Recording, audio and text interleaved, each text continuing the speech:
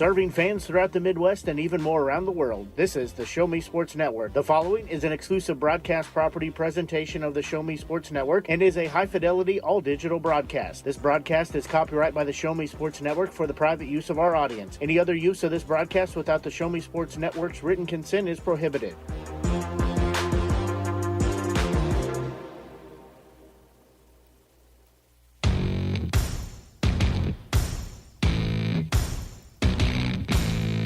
It's time for Southern Boone County Eagles football on the Show Me Sports Network.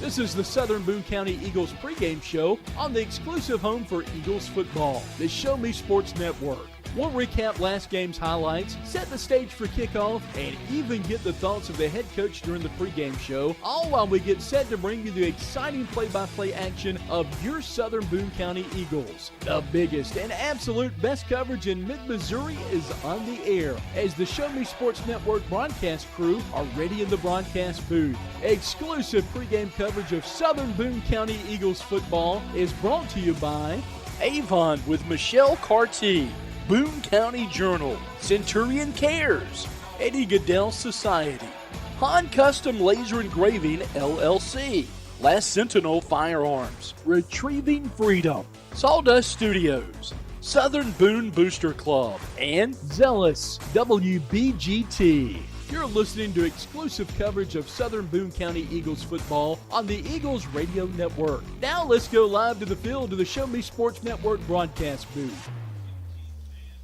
And a very pleasant good evening, everyone. Blake Gasaway here with you, joined by Mike Freeze, as we are just a little under half an hour away from getting our regular season finale underway, as the Southern Boone County Eagles, sitting at 4-4 on the season, host the 8-0 Blair Oaks Falcons in a Tri-County Conference matchup. It's also senior night, and as we said, it wraps up the regular season for both of these teams in a game that is a would say historic matchup. This is the 18th time these two teams have matched up. Unfortunately, Southern Boone trails the series 0-17, but that means there's a first time for everything, and we could see history in the making. Well, like we talked about before the game, for the broadcast started, there is a first time for everything, and certainly it would be, they're up against quite the challenge tonight. Not only a awesome program in Blair Oaks with a great coaching staff with tons of experience at all over the place, head coaching experience as assistants, including one who used to coach here.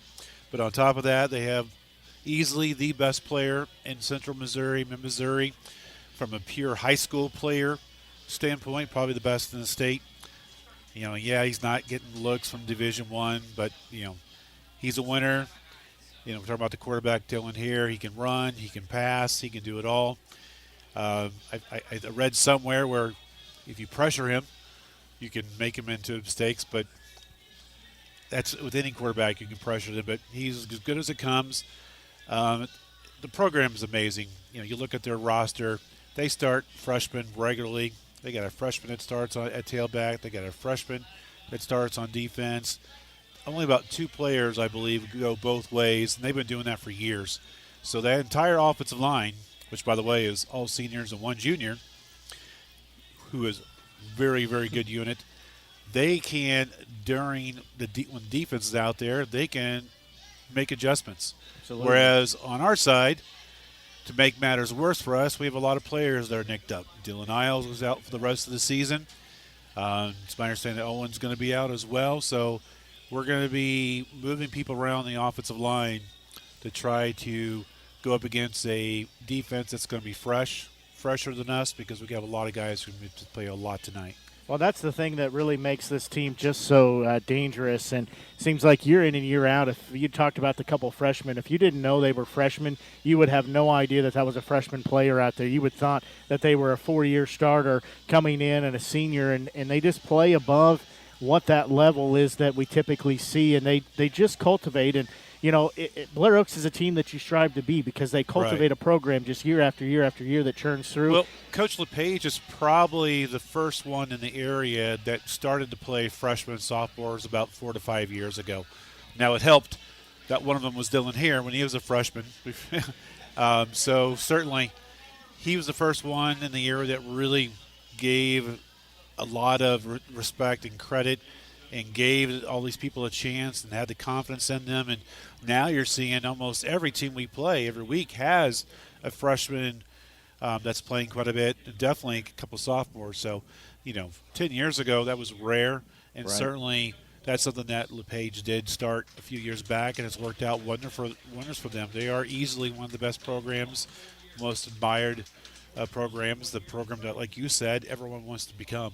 Well, the good thing is that for Southern Boone, we know that they have some of the defense has just been gutted a little bit because of some injuries, and everything kind of all happened at once. But the good thing is from a program standpoint and from, you look at the big picture. Sometimes we got to go up high and look at that big picture. We're seeing some guys, some of those freshmen and sophomores for ourselves that are getting chances to step up. They're getting a chance to play, and they've looked very well. I've been very impressed with several of the underclassmen who've got a chance to play. They're making the best of that time, and they're being productive, and that helps build that program. And that's something that, is so important that's why Blair Oaks is so good, is because they found that way to keep it generating, keep it churning. And we're starting to see that with Southern Boone a little bit. Next man up, you're always there. You're putting in the work. When it's your time, you got to get out there and make the most of it. Yeah, last week we had a lot of injuries as well. Not as much as this week, but we still had a lot of players that stepped in and played really well, just despite getting lost. But still, yeah, you're correct. It all works, all helps in the long run. Next man up, the coaches have confidence in those players. So we were told early in the season that we were going to have we're going to see a lot of freshmen and sophomores get a lot of playing time. We sure have, and they've played very, very well. Absolutely, and that's the thing that's what builds championship programs, is having that ability when somebody goes out just to have the next person step in and take over, and that's what Southern Boone is working towards. We are going to take a quick break here. We'll be back as we'll be joined with our pregame conversation with head coach and Mark Ross for Southern Boone. We'll take a quick break and be back. You're listening to exclusive coverage of Southern Boone County Eagles football here on the Show Me Sports Network. Hi, I'm retired Army Sergeant Trent Dirks, and I want to tell you about an organization that saved and changed my life forever. Retrieving Freedom provides highly trained service dogs to veterans with disabilities and children with autism, absolutely free of charge, thanks to the generous donations and support from people just like you. Experts from Retrieving Freedom help throughout the entire process, from fostering programs through service dog placement. Retrieving Freedom gave me the skilled service dog Tracer, who has been my best friend and my lifeline. To find out more about how you can get involved, volunteer, foster, or to donate, visit their website, retrievingfreedom.org. Retrieving Freedom, changing lives through the training and placement of service dogs for veterans with disabilities and children with autism.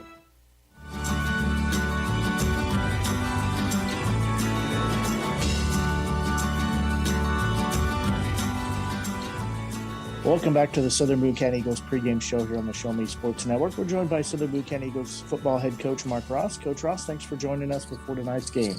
Yeah, you bet. Thanks for having me. Well, last week, your squad wrapped up the road stretch of the regular season as they traveled to Osage to take on the Indians. It was a tri-county conference matchup. Your squad came up just a little bit short on the scoreboard, dropping in contest to Osage by a final of 54-39. What were your thoughts on the game last week?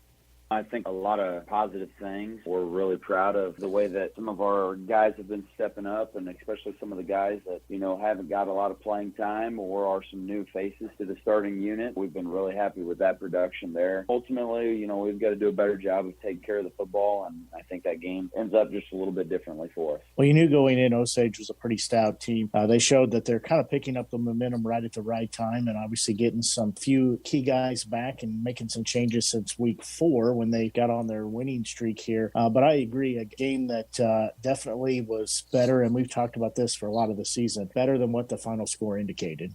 We still had an opportunity to, recover an onside kick there. Unfortunately, just didn't bounce our way. So then they respond and they go down and score that kick with a short field. And so it makes it look a little bit more than what it actually was. And we really felt like it was a much closer game than the score may indicate. Well, the Indians also are not really the conventional team that you would draw up if you had to envision a team that's on a 5-game winning streak. They don't overwhelm you with size. They don't have a lot of skill players, but they just really execute very effectively. Yeah, absolutely. Coach is doing a really nice job down there and getting those guys to play some really good football. And their style that's fairly similar to us as far as where we want to be when healthy. So we've kind of had to call an audible on some of that stuff. Just very good at what they do. You guys started the game off with the ball. You were able to have a short drive, then turn it over on downs. Osage took their first possession and scored to kind of get the momentum swung in their favor. I think our guys still did a nice job of responding after that whole sequence of events. We went into the game and we felt as though it was in our best interest to be extremely aggressive, and we continue to do that throughout the course of the night. Some of those situations don't always go your way, and unfortunately that was one of them. Well, you were absolutely right that your squad was able to answer the Indians on the following kickoff. It was a huge return, took it down to the 2-yard line. That set up a one-play 2-yard drive that's capped off by a 2-yard touchdown run on a quarterback keeper. Yeah, huge return by Brady Dapkus. You know, we've been trying to find ways to get him a little bit more involved, and he did a really nice job on that return and had some great blocks out in front of him. And, you know, he did what we always see in practice in the game there and set up a nice touchdown run there for Austin Evans. Well, the game was almost an offensive showcase in the first half with 46 points scored in that first half of action. Yeah, you know, and that's one thing that felt like we needed to get a few more defensive stops there heading into halftime, unfortunately, that we weren't able to get. We like to see a lot of points, but not always when it's against us. Well, there in that second quarter, you guys were on offense and threw an interception. However, the big man who got the INT was stripped of the ball on the return. Your Eagle squad was able to recover it. Walk us through that sequence. I think Chase Morris probably made two of the best plays that I've seen in a high school game in a really, really long time. Both of them happened to be in the same game, between him chasing that kid down, knocking it out, scooping it up, returning it another 15 yards back the other way, and then, of course, his touchdown later in the game from that point. It really shows that never give up mentality that Chase has and how hard of a worker he is. It says a lot that, you know, he was 10 yards behind and tracked that kid down and was able to knock that thing out and recover it himself, still return it the other way. Well, I think you can say that about the whole squad that was out there. Nobody gave up despite the interception. It was good to see that the guys were staying with it. They were trying to bounce back. And, you know, it's something that showcased, obviously, Chase very well, but it also, you know, was a team effort of sorts, too. Yeah, absolutely. You know, and once Chase was able to secure that thing and turn around and go the other way, you know, we had plenty of guys that were right behind him that were able to turn into blockers instantly for him, and that's always a great thing to see.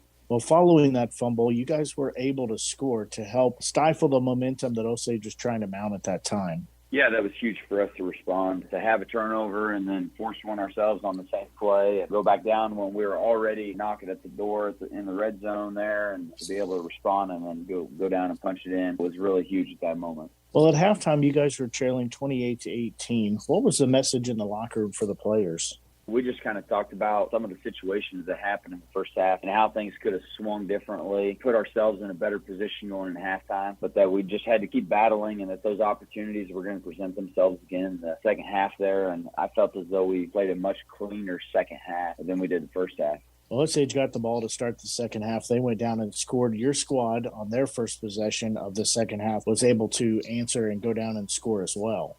That was a huge response for them coming out of half like that. Again, the message was to keep fighting, find ways to bounce back, and the guys kept finding ways to do that.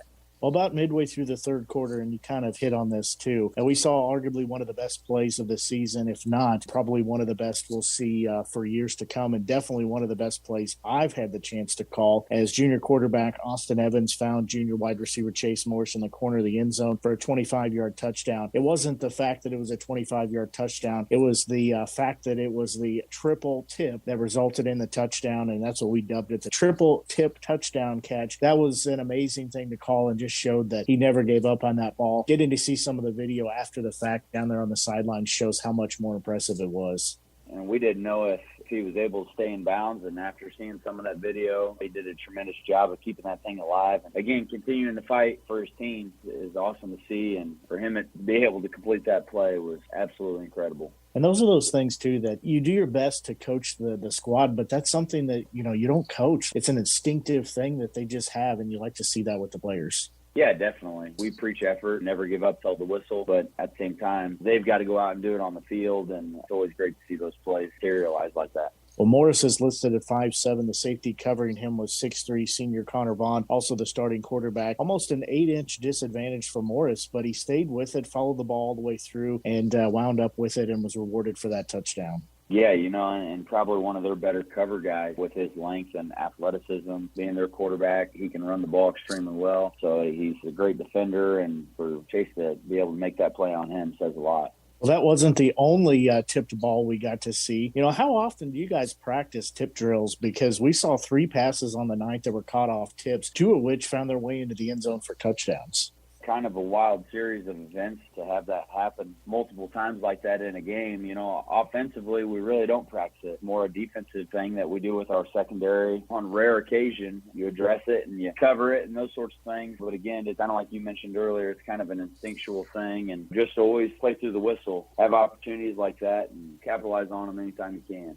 Well, I felt like throughout the game, you guys were in the game the whole time. You just needed another stop here, maybe another tackle there, and it definitely would be a different ballgame. Yeah, absolutely. And again, we had some guys that hadn't practiced some positions necessarily, a lot of reps throughout the course of the week, and stepped up really nicely. And again, we're just really proud of the effort, and we feel like we're right there, and we've just got to be able to make some of those plays, especially late in the game. Well, your squad did have several long drives on the night. They were ones that, at least play number-wise, were long drives. But it became an opportunity where the ones that didn't stack up, nearly double-digit plays in the series, is because you guys were gashing them for 12, 15, 10 yards play. We were able to send some drives and kind of keep the chains moving. We've got to do a better job of executing in the red zone. We missed a couple of opportunities there that we've really got to capitalize on, and some third down situations, that we kind of focus on. And again, we've just got to clean a few things up here and there and keep fighting like they are, and those things will come together. We also got to see you guys last week open the playbook up a little bit and maybe have a little fun as Chase Morris got to throw a pass. That went for 44 yards. And then you guys did also what looked like a double swinging gate formation that forced Osage to reconsider how they were lining up. Those are some things that try to sprinkle in some different things that other teams are going to have to practice a little bit here and there. In fact, some of the things that you want to do in the run game even. So anything that we can do to create a competitive advantage, we're going to continue to do some of those things. And it's a lot of fun for the guys to be able to do those things in practice as well. Well, quarterback Austin Evans, he had another tremendous night, going 26 of 44 for 350 yards. That included 5 touchdowns. He did have 3 interceptions on the day, but still a great showing on his part.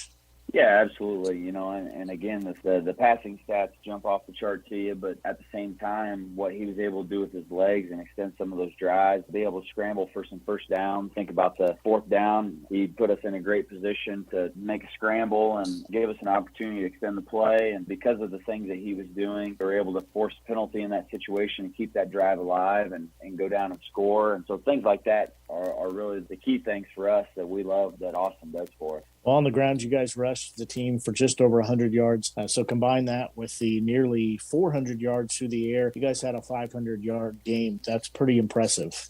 Yeah, our highest yardage output on the season. But again, we've got to be able to take care of the ball at the same time. We talk about those stats that win games, and winning that turnover margin is definitely a big one for us that we put a lot of emphasis on. So as long as we can continue to rev some of those numbers up and keep the ball in our favor a little bit more, the sky's really the limit. Well, we knew going into the game last week, and we've had these pregame conversations a little bit too, that, last week the team was banged up a little bit. There was a handful of starters who see a lot of start time and have some leadership opportunities as well. They were out due to injuries. So you really got to think about the next up mentality. We've had anywhere from 5 to 8 starters out the last couple of weeks here, seeing some of those guys step up and really capitalize on those opportunities. Those are the things that you really enjoy seeing, and seeing their hard work that they do behind the scenes that maybe a lot of other people don't see because they don't see them a whole lot on Friday night, but we know that it's there. Those guys getting those opportunities and capitalize on them is a lot of fun for us as coaches. Well, we got to see that showcase, too, on both sides of the ball, as well as on the special team side, too. But I think, it makes me excited, for the future as well. We know that, programs are building and it's backfilling, and there's going to be athletes that are coming through year after year, and the program is just going to get that much better each year that it goes on. Yeah, absolutely. That's something that's pretty critical. You always want to continue to develop your depth and your young kids, and we've wrapped up the JV season here, and the growth and development of even those young kids that maybe aren't seeing the field on Friday night. It's exciting to know how bright the future is, with how hard those guys are working, and they're chomping at the bit, waiting for their moment. It's going to be a fun one when they get that opportunity. And again, defensively, despite the score, it was still a pretty solid game. There was, a lot of heart, a lot of effort left out on the field. There's some critical stops that got the ball back for the offense. So again, was a good game to watch. Just a few things here and there that clean up a little bit, like you said, and be a whole different ball game. Yeah, absolutely. Well, with the season winding down, still some questions left in how Class 3 District 5 rankings will finalize. Your Eagles sit in fourth. Not an ideal spot that you'd like to be in, at least if you got to have a pick in where you wanted to be at, but certainly not the worst either. But you guys started looking at and talking about we're down to a handful of scenarios of what could happen, but those all have some big bearings on how it's going to look. Yeah, definitely, and we've got to take it 1 week at a time and just continue to get healthy here and continue to develop some of our depth and play quality football. We're excited that we've got a great team in Blair Oaks coming to town to challenge us this week, and the opportunities for growth there as we kind of rev up for district. Guys are definitely excited and upbeat about possibilities of how the district standings can all end up and road that we would need to take. But again, that emphasis is on 1 week at a time here. Well, tonight your Eagles wrap up their regular season as they host the 8-0 Blair Oaks Falcons. That's in a Tri-County Conference matchup. Blair Oaks, again, just year in and year out, is a juggernaut of a team, it seems. We've talked about this before, but they're definitely the program that, the conference schools and area schools want to replicate that success. You want to build a program that's successful from the top down year in and year out. Coach has done a really nice job of that. Got a great squad this year, and it's a little bit different look than what we've seen out of most opponents this year, offensively and defensively. So that's always nice and a challenge in how you prep for situations like that. We're excited about the opportunity. Leading up to the game tonight, how has practice gone this week? Still trying to figure out where some guys are going to kind of fit in, and again, seeing as many guys step up to the plate and challenge for different spots and how bad they want to be in those spots, and having that competitive environment in practice is always great to see, regardless of who you're playing, and that's been really pleasant to see this week. How's the health of everybody? Still got some guys that are going to be out this week. We're starting to get on the mend a little bit here, and we're hoping to continue to do so throughout the week and continue to get ready for districts is really the end-all goal here, and finish out the regular season strong and get everybody back healthy and charge to the districts. While facing the Falcons tonight, what do you expect to see out of them? They like to throw the ball, but at the same time, the hair kid is tremendous at running the football, and he definitely makes it difficult to cover all the skill sets that he has. They've got a freshman running back that runs the ball extremely hard, although he is still just a freshman. So they've got a lot of weapons across the field, and they definitely like to spread it out, but at the same time be able to, their athleticism to get out in the run game. And defensively, they're a physical style defense. They're very fundamentally sound up front. They like to base out of a 4-3. So we've got to find some creative ways to get some guys open in space and go make plays. Well, Coach Ross, we appreciate you joining us on our pregame showing. And final thoughts before you get out of here? Hey, we hope everybody comes out and supports tonight for senior night, sends these seniors off with their final regular season home game of their career in style. Hey, let's go out there and get that W. All right, sounds great. Thank you. That's Southern Boone County Eagles football head coach Mark Ross. We're going to take a break and be right back with more of our Southern Boone County Eagles pregame show. You're listening to exclusive coverage of Southern Boone County Eagles football on the home of the Eagles, the Show Me Sports Network.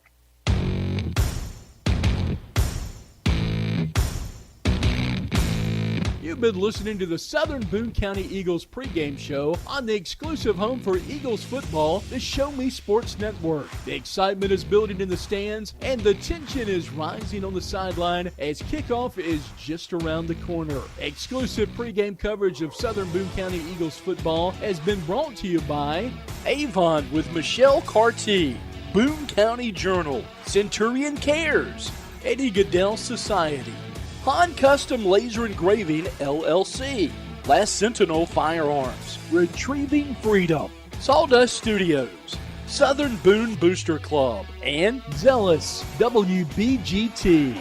The biggest and absolute best coverage in mid-Missouri continues, as we'll be back with kickoff right after these messages. This has been the Southern Boone County Eagles pregame show on the exclusive home for Eagles football, the Show Me Sports Network.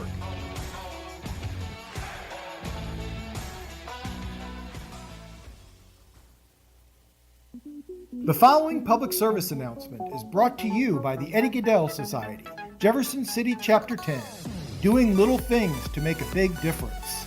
Want to make a big difference in your community? Be kind to others, drive safely, and put litter in its proper place.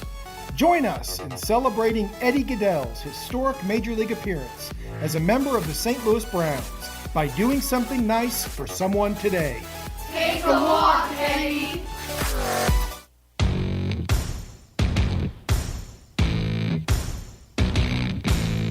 It's time for Southern Boone County Eagles football on the Show Me Sports Network.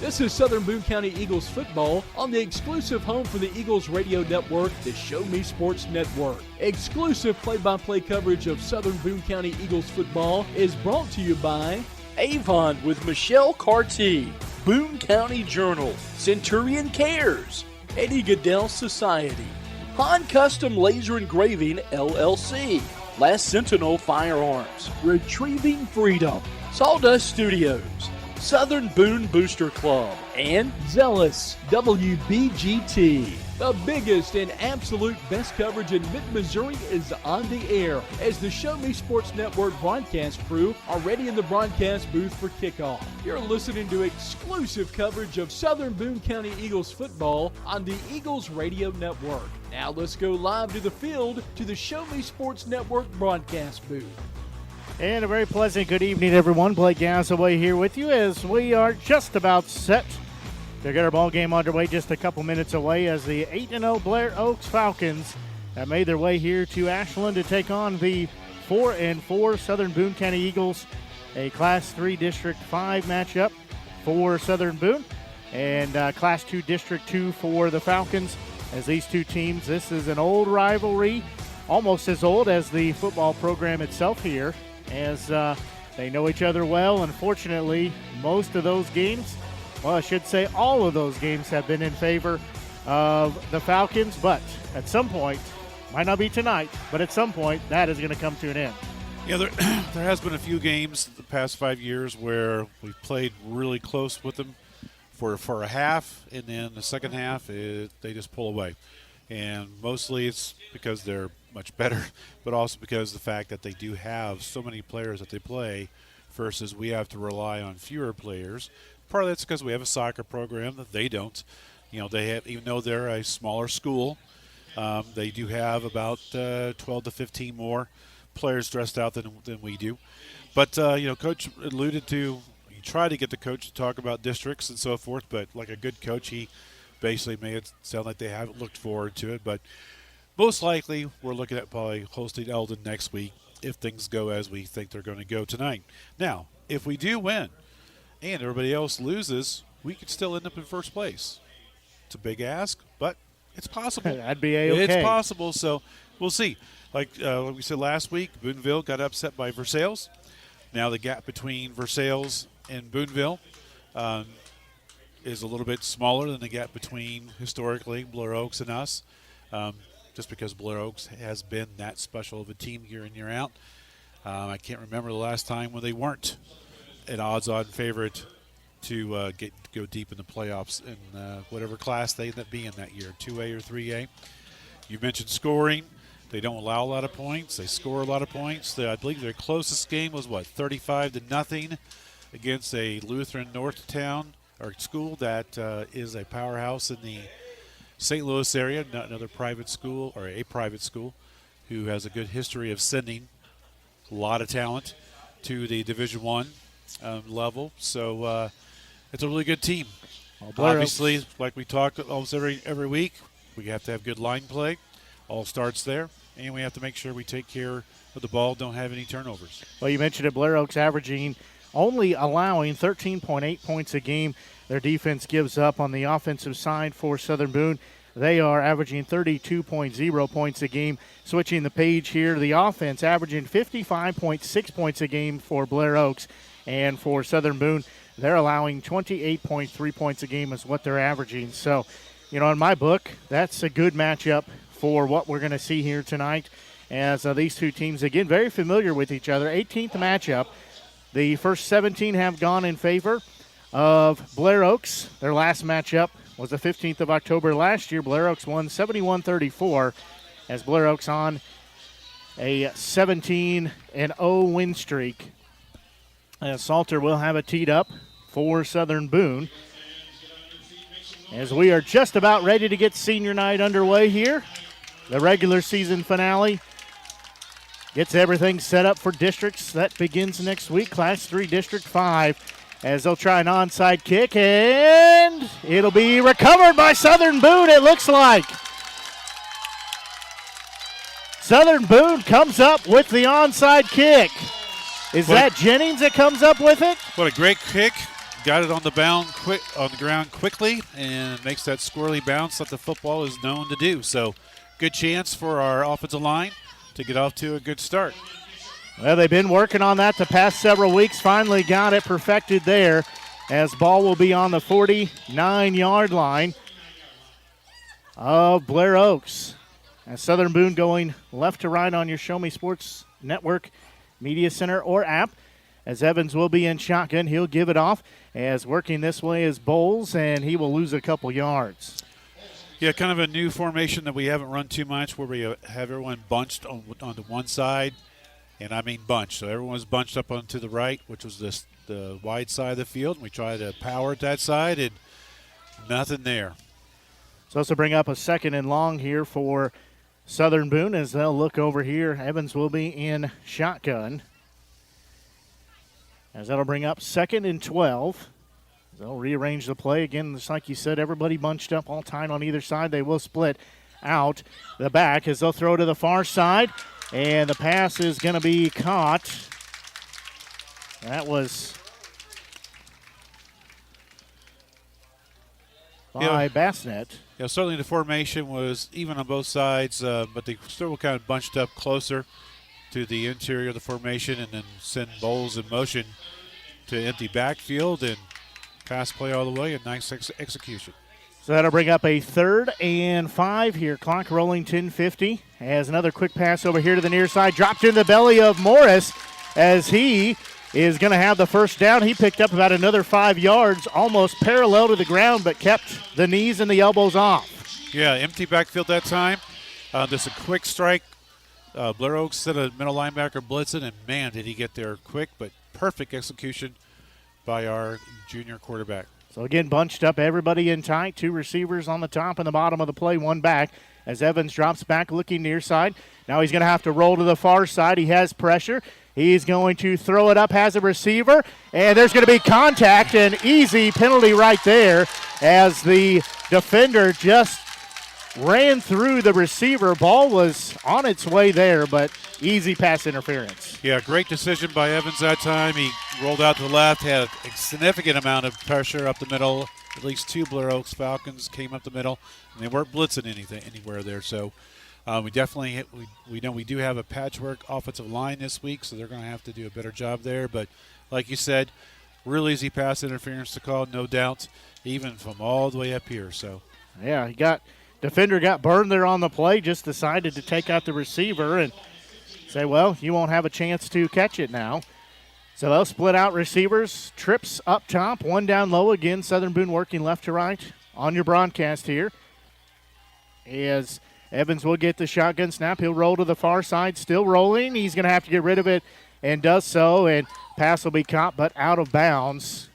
Yeah, good decision. That was more of a called rollout this time versus the last play where he was forced to roll out and no one was open, and he made a great decision to throw the ball out of bounds. So he's been doing really good this year for the most part, making good decisions of when to force it and when to throw it out of bounds. So good job. So we'll bring up a 2nd down here. Clock stop, 10:13 left to go in this opening quarter. Ball on the 16-yard line of Blair Oaks. Empty backfield now. They'll have 4 receivers down low. Rolling to the near side is Evans. He'll get the pass off. It'll be caught as that's Dapkus makes a move. He'll be into the end zone for a 16-yard touchdown. Beautiful play. Again, empty set, so obviously the offensive minds of the Eagles are seeing something that they can do passing more than running. And fabulous job. This time he rolled to the right. Due to pressure, that middle linebacker comes hard and fast whenever they run a empty backfield. But good job getting a hot pass to the flat, to the out, and good job running after he caught the ball.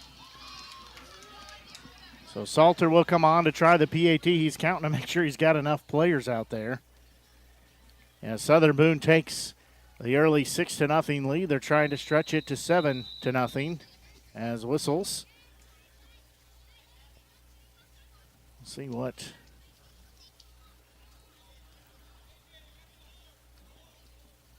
Something wrong with the holder. Yeah, they're going to bring in equipment or blood or. I'm going to bring in a substitute holder, which will be Mr. Austin Evans. Some reason that the holder did not get to take part in this, so Salter says he's ready. Snap is a little offline, but blocked. It's going to be blocked as it's pretty much taken off of his cleat. As Southern Boone will still lead by a score of 6-0. We'll take a quick break and be back as you're listening to exclusive coverage of Southern Boone County Eagles football here on the Show Me Sports Network. Attention Eagles fans, here's your chance to help the student athletes of Southern Boone County by becoming a member of the Southern Boone Booster Club. Your gifts help provide all Southern Boone County athletes with a safe and positive experience while attending our school district and also help purchase items that our sports team couldn't otherwise afford. You can join the Southern Boone Booster Club this season for as little as $25. Membership is open to everyone. Interested in joining? Look them up on Facebook by searching Southern Boone Booster Club or email them at sbcathleticboosters@gmail.com. Let's go Eagles!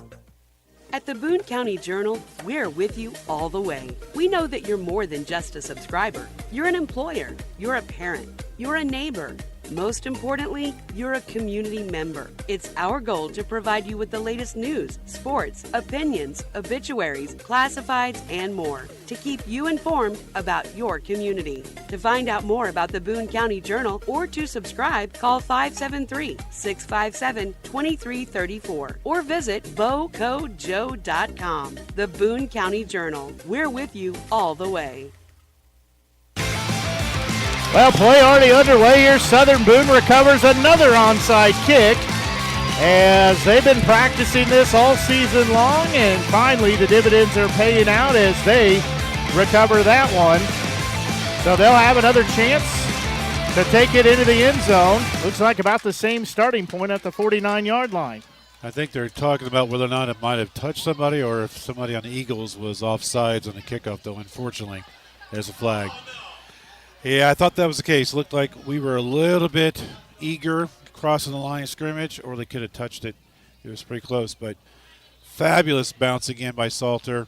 On the second time it hit the ground, it went popped straight up in the air really high, giving us a chance to recover it. I thought if we just didn't talk about it, maybe they wouldn't think about it, but unfortunately it doesn't work like that. Well, they did a good job. The referees did a good job of talking about it. Like I said, they could have called one of two different things that I saw.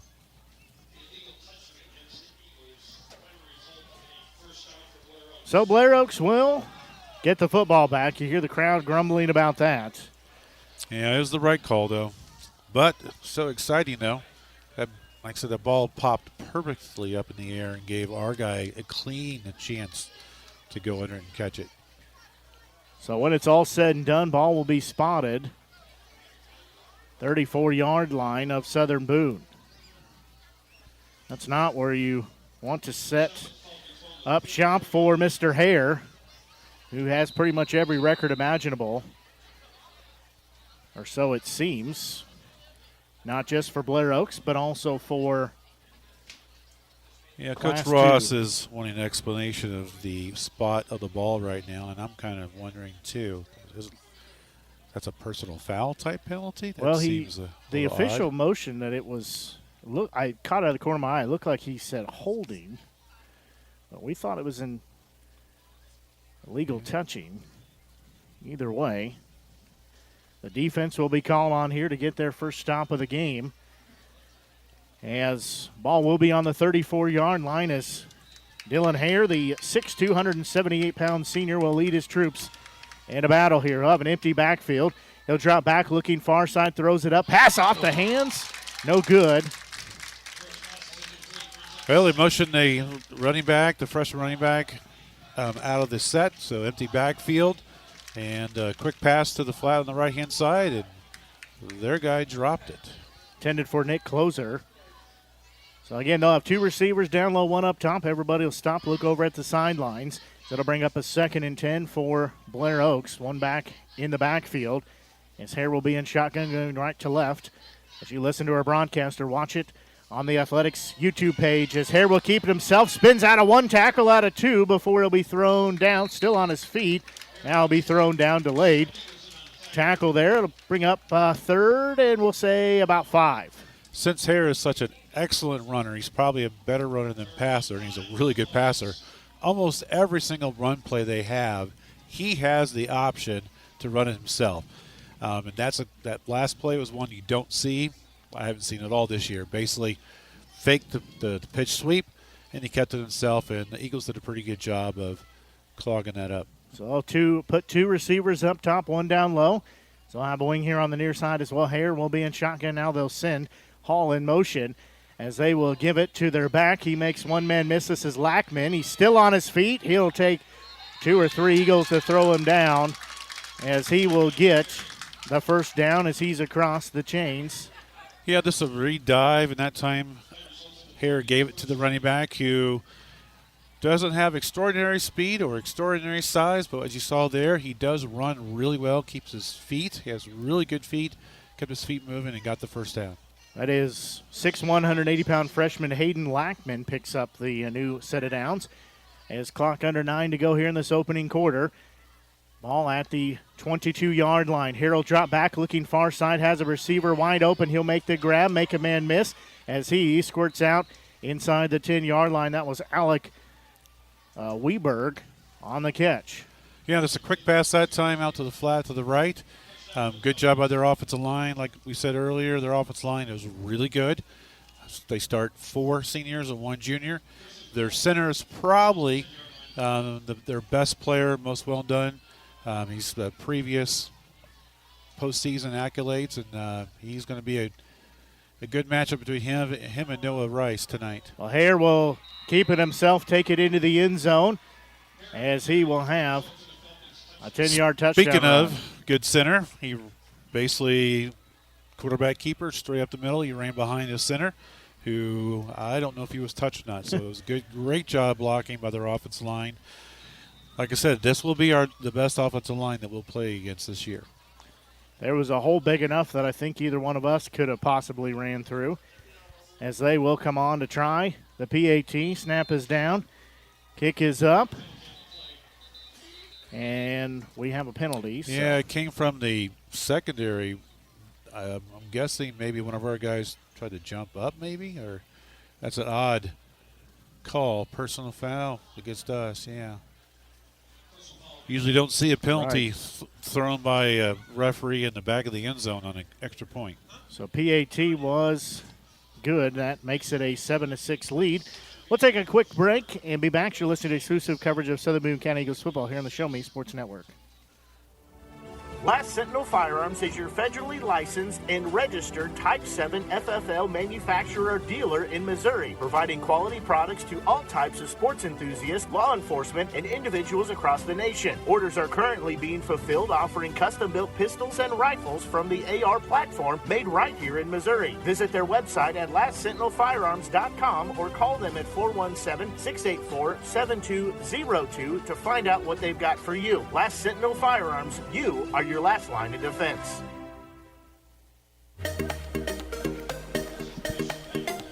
Yeah, Southern Boone Trails, the first time in the game. They had a lead for a while, as now they'll back them up here for this kickoff due to that penalty, as they'll be kicking off. Blair Oaks will from the 45-yard line of Southern Boone.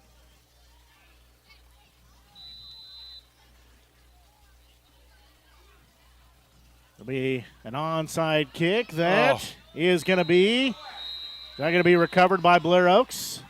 I think it went out of Or bounds. did it go out of bounds? So Blair Oaks says they have it. Referee saying Referee says Southern Boone has it. Yeah. The white hat. Certainly, Eagles got to do a better job of making sure they know what's going on. The return up front guys started to turn around to go block instead of making sure the ball got past them. And that was lucky because it easily could have been recovered by Blair Oaks. Yeah, you never want to turn your back on that. So Southern Boone will have the football as they will start with it on the 25 So that's a 26-yard line. So they've got to go 74 yards here to regain the lead. Evans will be in shotgun, twin receivers either side, dropping back, has pressure. He's got to get rid of it, rolling here to the near side. He'll flip it off, and that will be out of bounds. Yeah, good job that time. Again, too much pass pressure coming up the middle. So Austin had to roll out to the right, and he kept it right to the last minute and did a good job. He didn't force it. He threw it only to our guy, and it was just too much pressure for our guys to catch it. Now they've got a senior and two juniors there in the linebacker core that know how to play football. It'll bring up a 2nd and 10. Again, they'll split out 5 wide receivers this time, bringing pressures. Blair Oaks, they'll get the pass off, nobody home, as Evans is taken down. Got the pass off before he is just leveled by a linebacker coming untouched. Yeah, their middle linebacker is fast. He gets through there so quickly. He's getting through untouched. Our offensive line's got to do a better job of recognizing when it's coming up, and they're really sending it to our left side, and that's where we have some substitutions. Our Dylan Isles for us is out for the rest of the season, and they're blitzing right where he normally lines up. They know exactly where to bring that pressure to get through. So again, spread here is 5 wide receivers. They're going to bring pressure again. As rolling back is Evans. He's got 6 guys in his face and just threw it, almost intercepted. I think the defensive back, that is Doug Blaha, was out of bounds anyways, doesn't make the grab. But there were 6 white and green jerseys in his face. Well, that time we did pick up the linebacker a little bit, but still, 3 or 4 of them got through there. Almost a bad decision, almost a tremendous catch by the linebacker, number 23. So go routes here again, 5 wide receivers. Blair Oaks will show that they're going to bring pressure. Now they'll back up. Now they'll bring the middle linebacker back up again. As Evans in shotgun here, he is going to step back and I think do a pooch kick, and he will do so. High kick going to be at the 50 and bounce back, and it'll be downed by Morris about the 47, 48-yard line.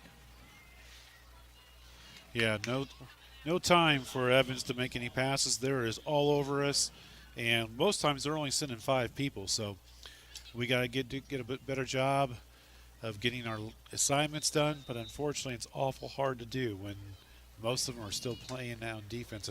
So Blair Oaks will take over at the 48-yard line of Southern Boone. They'll split out 2 receivers on either side of their play here in shotgun.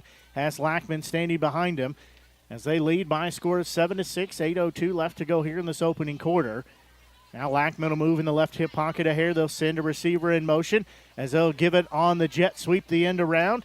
As coming over, this is Pringer, and he is a slow-moving train, but it's effective. It picks up 10 yards, 11 yards actually, move the chains. Yeah, just your basic jet sweep. Bring your inside slot receiver from the right to the left.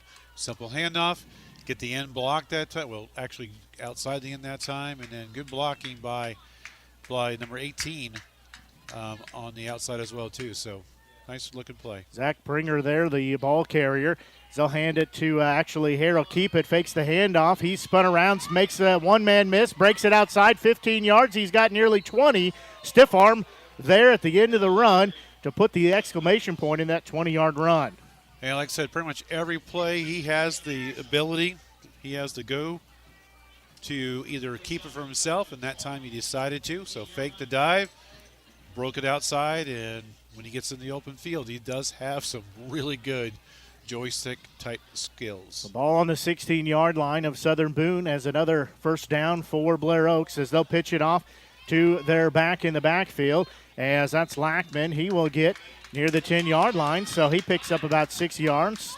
Yeah, toss sweep that time to the left, and they did a good job of blocking the initial containment on the Eagles' defense on the right-hand side. Aiden Young did a great job going down the line of scrimmage and getting the tackle for only a 5-6 yard gain. So this will bring up a second, and we'll say a long 4 or short 5. Ball on the 10-yard line, so Blair Oaks could get a first down without getting in the end zone. Here will be in shotgun. He'll get the snap. He'll keep it himself, has some pressure. Spin move. He'll be down at the 5. Pretty much so far we've seen a heavy dose of spin moves from him, and nobody seems to be able to get a hand on him when he does that. Yeah, that time Noah Rice did a really good job of getting penetration in the backfield, but unfortunately, Mr. Hare spun out that and broke at least 2 tackles on that to get the first down. So he's just a strong, hard runner, and he's got good feet, he's got good skills, just an all-around great player. So first and goal at the 5-yard line. Blair Oaks again knocking on the door as they'll give it to Lackman. He cuts inside, now takes it outside, walks in from 5 yards out. Yeah, they make it look so easy. So it was more of an inside dive between guard tackle, but our end came up field and they just blocked him out, and he ran right inside of him and untouched to the end zone. Good blocking by their offensive line. Yeah, they had a big hole there, and he was able just to squirt through untouched to the end zone from 5 yards out. As they will try the PAT, snap is down. That is a long kick there, and it is good for the PAT, no question about that. That almost looked like might have ended up down at the softball field. As that will put Blair Oaks ahead by a score of 7-6. We'll take a quick break and be back. You're listening to exclusive coverage of Southern Boone County Eagles football here on the Show Me Sports Network. In today's world, injury prevention is at the top of everyone's list. However, heat-related occurrences get routinely overlooked. Zealous WBGT puts that front and center. By using cutting-edge formulas and technology, Zealous WBGT streamlines and simplifies obtaining and documenting wet bulb globe temperature readings. With a simple touch of a button, you can check WBGT anywhere in the world, receiving alerts when the WBGT goes over the threshold you select. Join the stress-free way to protect student-athletes, employees, and overall operations from extreme heat by downloading the free Zealous WBGT app today. Save time, save money, save lives with Zealous WBGT. Little squib kick as it'll be taken by Dapkus at about the 25-yard line. He had a hole but could not find a way through it, but good return there nonetheless. But we got a flag on play, and usually on the return team, it's usually going to be a holding or a block in the back, so that will push us back. But yeah, kind of a squirrely knuckleball, line drive type of a kick. They're trying to get the ball in between our first and second line to cause some indecision, but I would love for them to kick it to Dapkus every single time because we know that he has the ability to take it to the end zone. Yeah, he did a nice job. Judging by the previous drive, too, for Southern Boone, he waited no time before he got on that ball and took it upfield, which is exactly what they've got to do. Is it'll be first and 10 ball at the 22-yard line for Southern Boone. As Evans will be in shotgun, 2 wide receivers either way, dropping back, looking far side. Now he's going to have to roll here to the near side. Has a defender in his face. He will throw it up and out of bounds. It'll be an incomplete pass. Yeah, that time the offensive line did a really good job of picking up the 4, but unfortunately he just can't hold the pocket for too long. Great coverage by the secondary linebackers for the Blair Oaks. So he decided to roll out to the right, and he threw it away almost to the cheerleaders. You know what? But he's learning. He's progressing. That's exactly what he needs to do. So he's a student of the game very much. Yeah, he's made excellent choices on those type of plays all year. Well, there's a hard count that's going to get Blair Oaks off sides. That's one way to stop that defense. That rush is give them a hard count, draw them off sides. Going to bring up a 2nd and 5. Bryson Varner jumped off. Also looked like Jackson Marshall. The 2 defensive ends, both guilty parties there. So to bring up a 2nd and 5 now for Southern Boone. As they'll load up quad receivers up top, 1 down low. As dropping back is Evans. He's got pressure. He's got to roll here to the near side, looking downfield. He's going to throw it. Tipped up and out of bounds. Again, just like we saw last week, through the hands of Bassnett and almost picked off by Bowles. Yeah, Blair Oaks only sent 4 that time, so the offensive line did a decent job of picking them up, but still broken down late in the play and forcing Evans to roll out. And I don't know if we had the right pass routes there. We had 2 guys that are pretty close, so ball ended up landing right in between 2 of them. But again, good decision by Evans to make sure he's not throwing it to the other team. He's not forcing anything. He's making good decisions. It worked last week on 3 different occasions, but so far 0 for 1 on the tip pass. It'll bring up a 3rd and 5. Clock stopped at 6 minutes. Again, same formation, 4 up top, 1 down low, empty backfield. Evans rolls to the far side. Now he's going to have to come here to the near side. He's got pressure, quickly closing on him. He's just going to throw it up and throw it out away. And we'll see. I don't think anybody was in the neighborhood there. No, he definitely was trying to throw that away, so good job there. That was a called rollout to the left. They had 3 or so receivers, 4 receivers to the left side, the wide side of the field. Well covered again. Pass pressure caused them to do a 180 and go the other way. And, again, this Blair Oaks defense is fast. He had no chance. They closed down on him quickly. He made a good decision throwing the ball out of bounds. They're fast, and they're like the Energizer Bunny that they just keep on trucking. They'll have empty backfield again. 3 here on the near side, 2 on the far side. Looks like thought maybe they were going to punt it. Still not sure they're not going to, as Evans will step back a couple steps. He's looking to go for it. Quick pass off to Morris. Off his hands, too tall. It'll be a turnover on downs here. Trying to catch them napping, but... Yeah, great play call. Just the ball was just a little too high, and a receiver just had to jump too high in order to get his hands on it. So, nice play call. I like the confidence by Coach Ross on that play, but just did not get it 100% executed. So Blair Oaks will take over on the 27-yard line. They'll have 5:49 on the clock here in the first quarter to work with. They lead by a score of 14-6. They'll send one in motion. Hare drops back. Quick pass off to Hall. He dropped it. That could be a live ball. They say incomplete. So pass was a forward pass, incomplete. Yeah, Adam Hall's usually pretty sure-handed. His dad, of course, used to coach here years ago, back when the program was beginning. But, yeah, like you said, they had him in motion. Quick pass to him in the flats. And got to catch that ball. Like, though, Jennings was there to cover it up just in case. That's a good heads-up play on his part. So to bring up a 2nd and 10. Again, ball at the 27-yard line.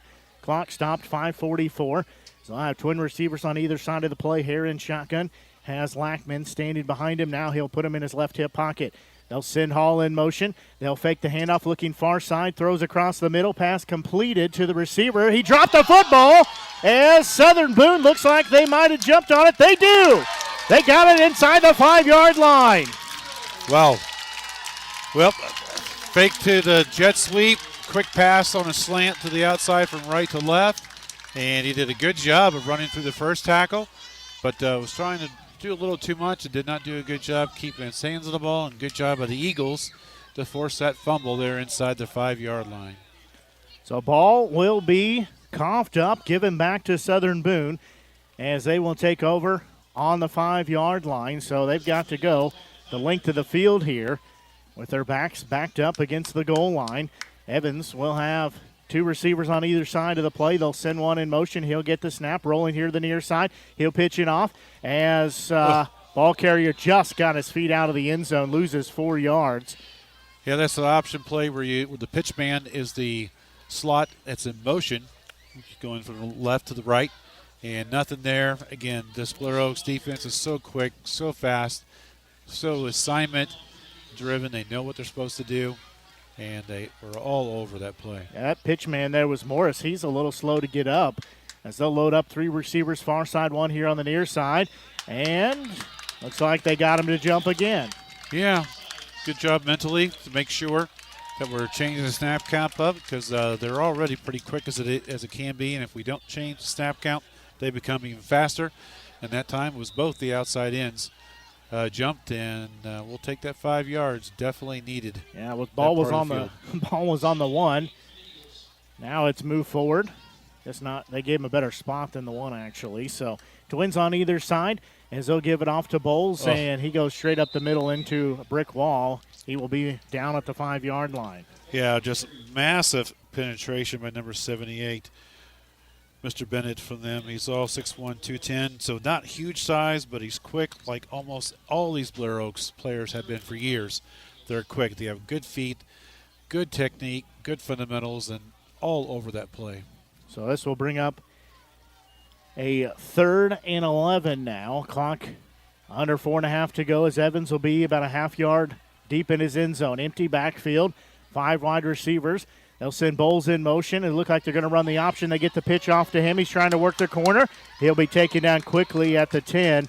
again, shows that closing speed of the defense. Yeah, it's the same option play. We ran to the right this time. We ran to the left, to the wide side of the field. Was that Dapkus on the pitch that time, or you think it was Bowles? I think that was Anyway, Bowles. Executed really well. He kept it right to the last second, pitched it right when he needed to, and pretty good gain, all said and done. Jerseys, again, are the very hard-to-read dark jerseys. So that'll bring up a 4th, and we'll say 5 here. Again, what do we have? One more year left of these jerseys that we got to get through? Hopefully just a year, as there's going to be a little pooch kick on 4th down. It's going to take a Southern Boone bounce, as it'll bounce at the 40. It'll go across midfield, set up the Falcons on the 48-yard line, their own 48-yard line. This is the point of the game, or the first of 2 points, especially where since they play so many players, the majority of this offense have been resting for the last few minutes on the sidelines. The offensive line, you saw them over there in front of a TV watching plays and talking things over their coach. So they're rested, and this is where Eagles got to make sure they stick to their fundamentals. So they'll send a man in motion. They will fake the handoff. Hare takes it up the middle. He's off to the races, cuts outside, making man miss. He's at the 20, the 15, 10. He'll be shoved out inside the 5, picks up good yardage there. Almost took it to the house. Yeah, Adam Hall was in motion from his slot from the right to the left. They faked it to him, and Dylan Hare just took off straight up the middle.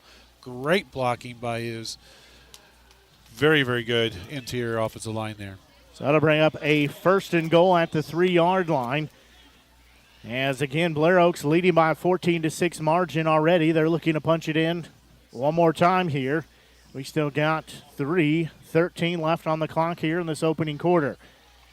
As Hare will step back in shotgun, have Lackman to his left. They'll send Hall in motion. Hare will keep it himself. Spin move. He'll be taken down. Maybe a short gain, maybe no gain on the play. Yeah, same play as last time, but that time Eagles were better prepared, knew what to do to get off their blocks, and good job by the defensive line. It's like Mr. Young got in there to make that play. So this will bring up a 2nd and goal. Ball spotted again at the 3-yard line as they'll bring everybody up. Wishbone. Yeah, everybody up. All in tight as up under center is Hare. He will keep it himself, walks back in. Everybody crashed down on the far side. He takes it from 3 yards out. Kind of looked like it might have been a bad snap or something. It didn't look like what they had planned on. And it looks like they were trying to get something to the right side. Again, double tight end, Wishbone. Old Oklahoma Sooners football we used to see, for those of you who are old enough to remember that back in the 80s and stuff. But well executed, big hole. Well, the kick is down, kick is up, and it is good. And that makes the lead 21-6 in favor of Blair Oaks. We'll take a quick break and be back. You're listening to exclusive coverage of Southern Boone County Eagles football here on the Show Me Sports Network. We need you. We need you. We need you. We need you, now more than ever. The Southern Boone School District is hiring part-time bus drivers for route athletics and activities with no experience necessary. Our drivers enjoy flexible work hours, paid on-site CDL training, and paid time off, all while helping our community. The position offers competitive pay. Go visit sbschools.us/employment. We need you.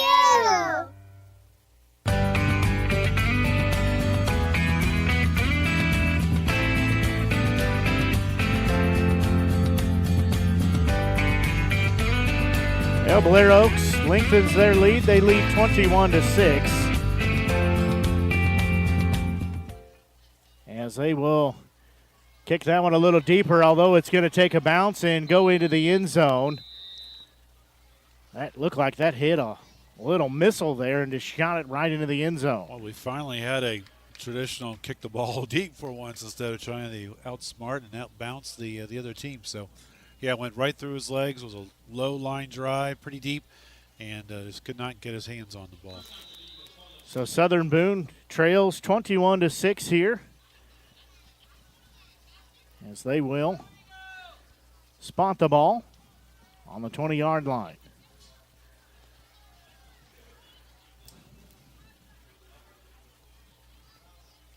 Evans will be in shotgun. 2:34 left to go. He'll get the shotgun snap, has pressure. He's going to throw it up and out of bounds on the far side.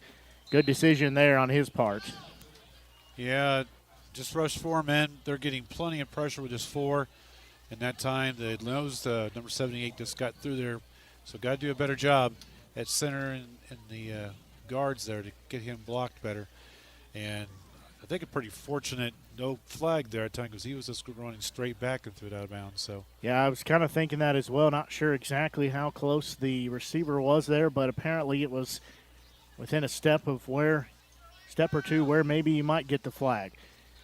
And 21-6 score in favor of Blair Oaks. Evans will get the shotgun snap. Quick look far side. He will throw it.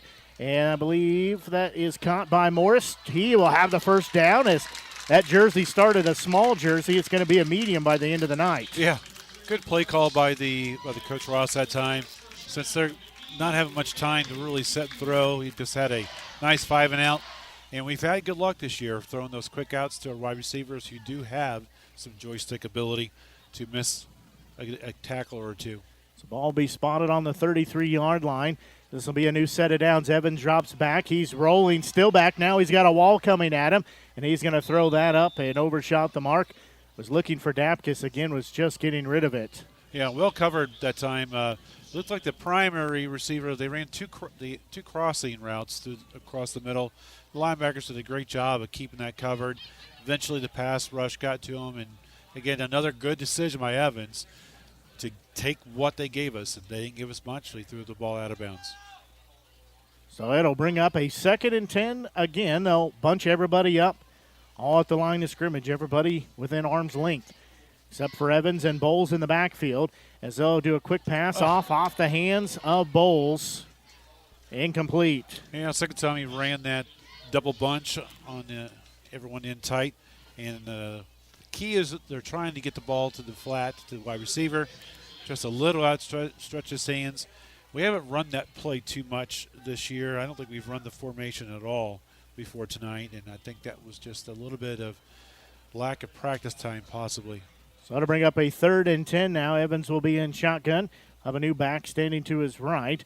As he rolls here to the near side, has pressure. He's throwing it up, was looking for his receiver in McKee, and just overshot him there. Yeah, didn't have a lot of time to make the pass. A lot of pass rush from the left-hand side of our formation.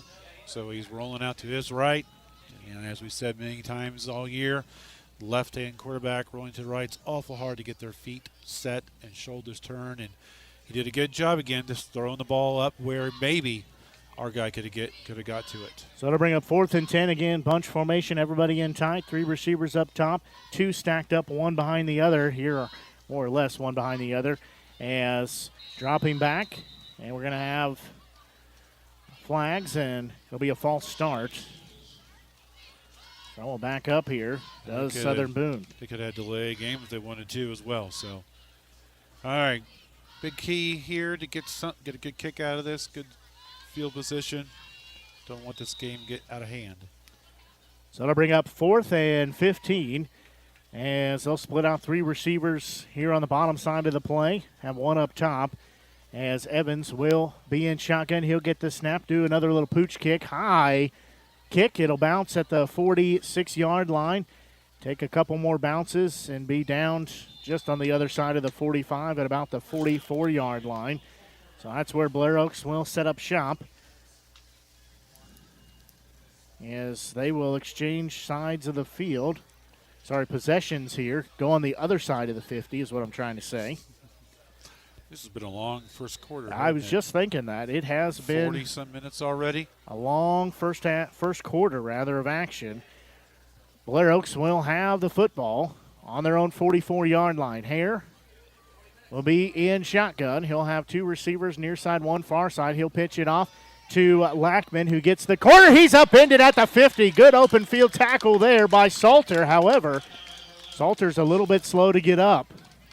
Just a quick pitch to the tailback that time, and they're using our aggressiveness against us that time. Our end came up really quickly, and he got outside him, and good hard run and good tackle to the end to keep it from a bigger play. Yeah, I think Salter might have taken a knee there to the helmet on that tackle, but It'll bring up a 2nd and 5 here as dropping back, looking downfield, has a wide open hole. He's got it. He will waltz into the end zone. 5 touchdown as he takes it to the house.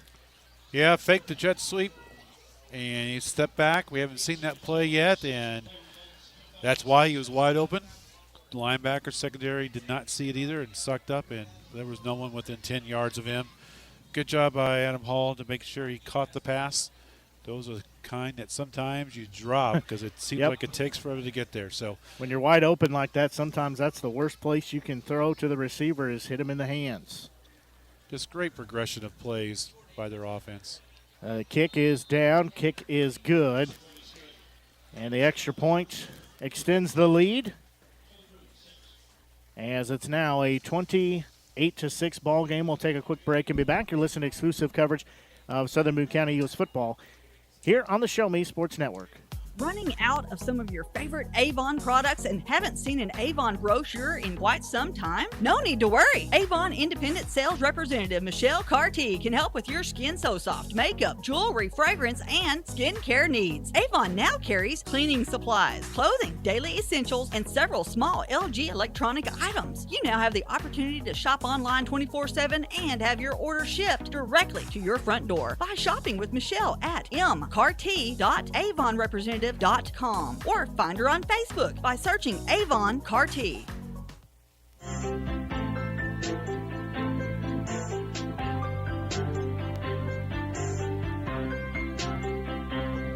Well, Blair Oaks extends their lead at 28-6 here as they punch it in from 50 yards out. It looks like we maybe will get to see the second deep kick, I should say. Nope, it'll be a little squib kick. One of the upmen falls on it at the 30-yard line. Based on the circumstances, I'm okay with that. Going back to the previous play, that's a great example. You see they ran the same play with the jet sweep motion. They hand it off occasionally. Dylan Hare keeps the runs up the middle. All those times they've had good luck. Then all of a sudden you make it a play action.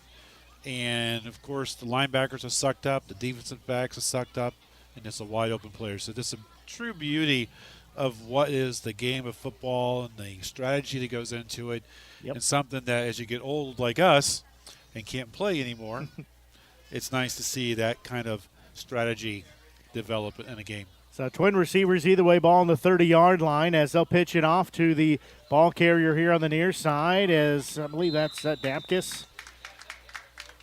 Yeah, option that time, and he held on to the ball, but unfortunately the guy that had quarterback responsibilities is so fast he was able to shed that and force the pitch man.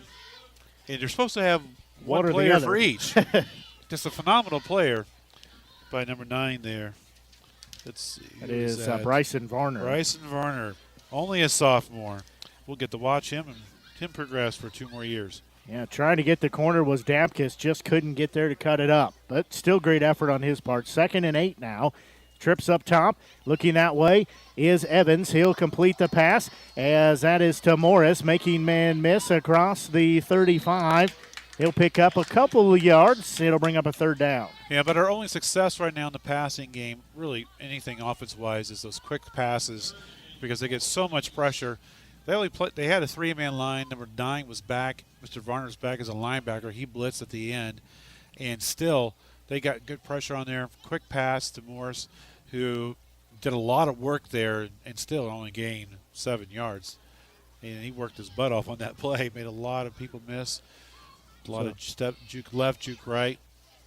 It'll bring up a 3rd and short here. Looked like they were going to let the timeline down. However, they are going to snap a play here as Evans. Quick pass off to Morris here on the near side. He's got some blockers in front of him. However, Blair Oaks busts through and throws him down for a couple-yard loss. Yeah, it had to be a really quick pass because that linebacker just shot through there. He had things timed perfectly. He saw how much play time was left on the play clock, and he just busted up there, so the pass had to be fast. And, again, just absolutely well covered by their secondary breaking tackles.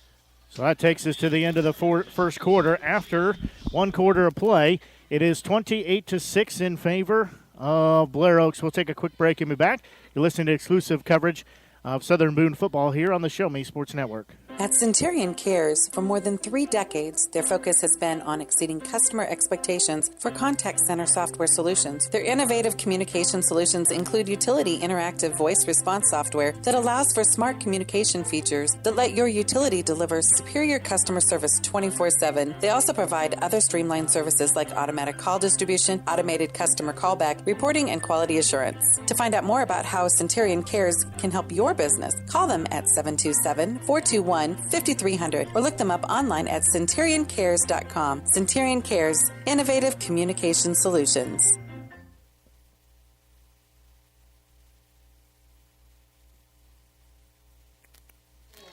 Well, brings up 4th down and 4 here for Southern Boone, as they will have an empty backfield.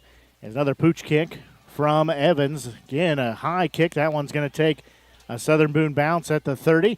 It'll be down outside the 25-yard line. Seems like he's getting better at those. Just doing quick little kicks. That was a good one there. Got good height, good distance, and got the good roll afterwards. So it's the great play call. They were sending 5, and when they send 5, they almost always get lots of pressure on us. So that will set up Blair Oaks with the football again. So they will have it at the 26-yard line. Hare will be in shotgun as he will bobble the snap, but got it just fine. Hits his receiver for about a 10-yard gain there, as that caught by Alec Weberg right at the yard marker. Great coverage by our secondary. Well covered.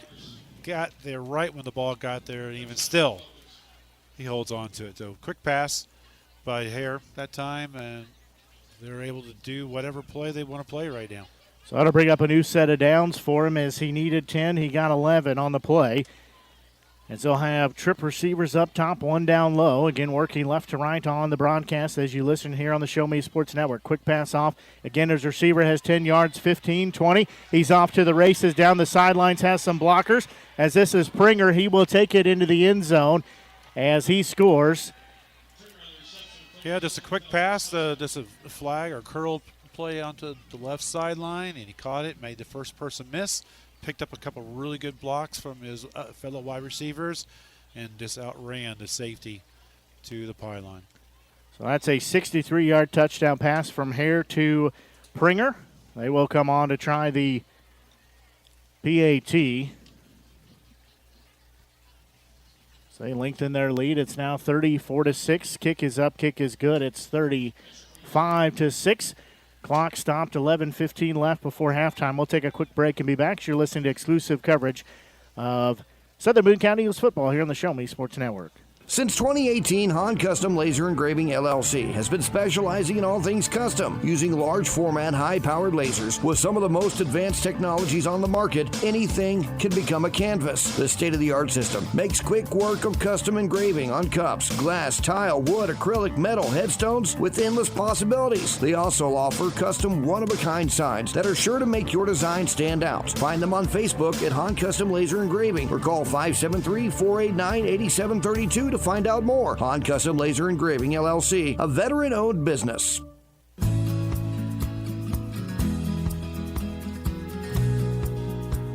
Well, Blair Oaks lengthens their lead. They now lead by a score of 35-6 here. Really, they're having, she said they can pretty much call whatever they want to. As having the ball teed up here and a whistle. Hey, they're offsides. I know. We found something they didn't do well. They're offsides. There's a couple things they have done wrong tonight. That is their 4th penalty. 4 penalties on Southern Boone, so even in that department. So we'll back them up here.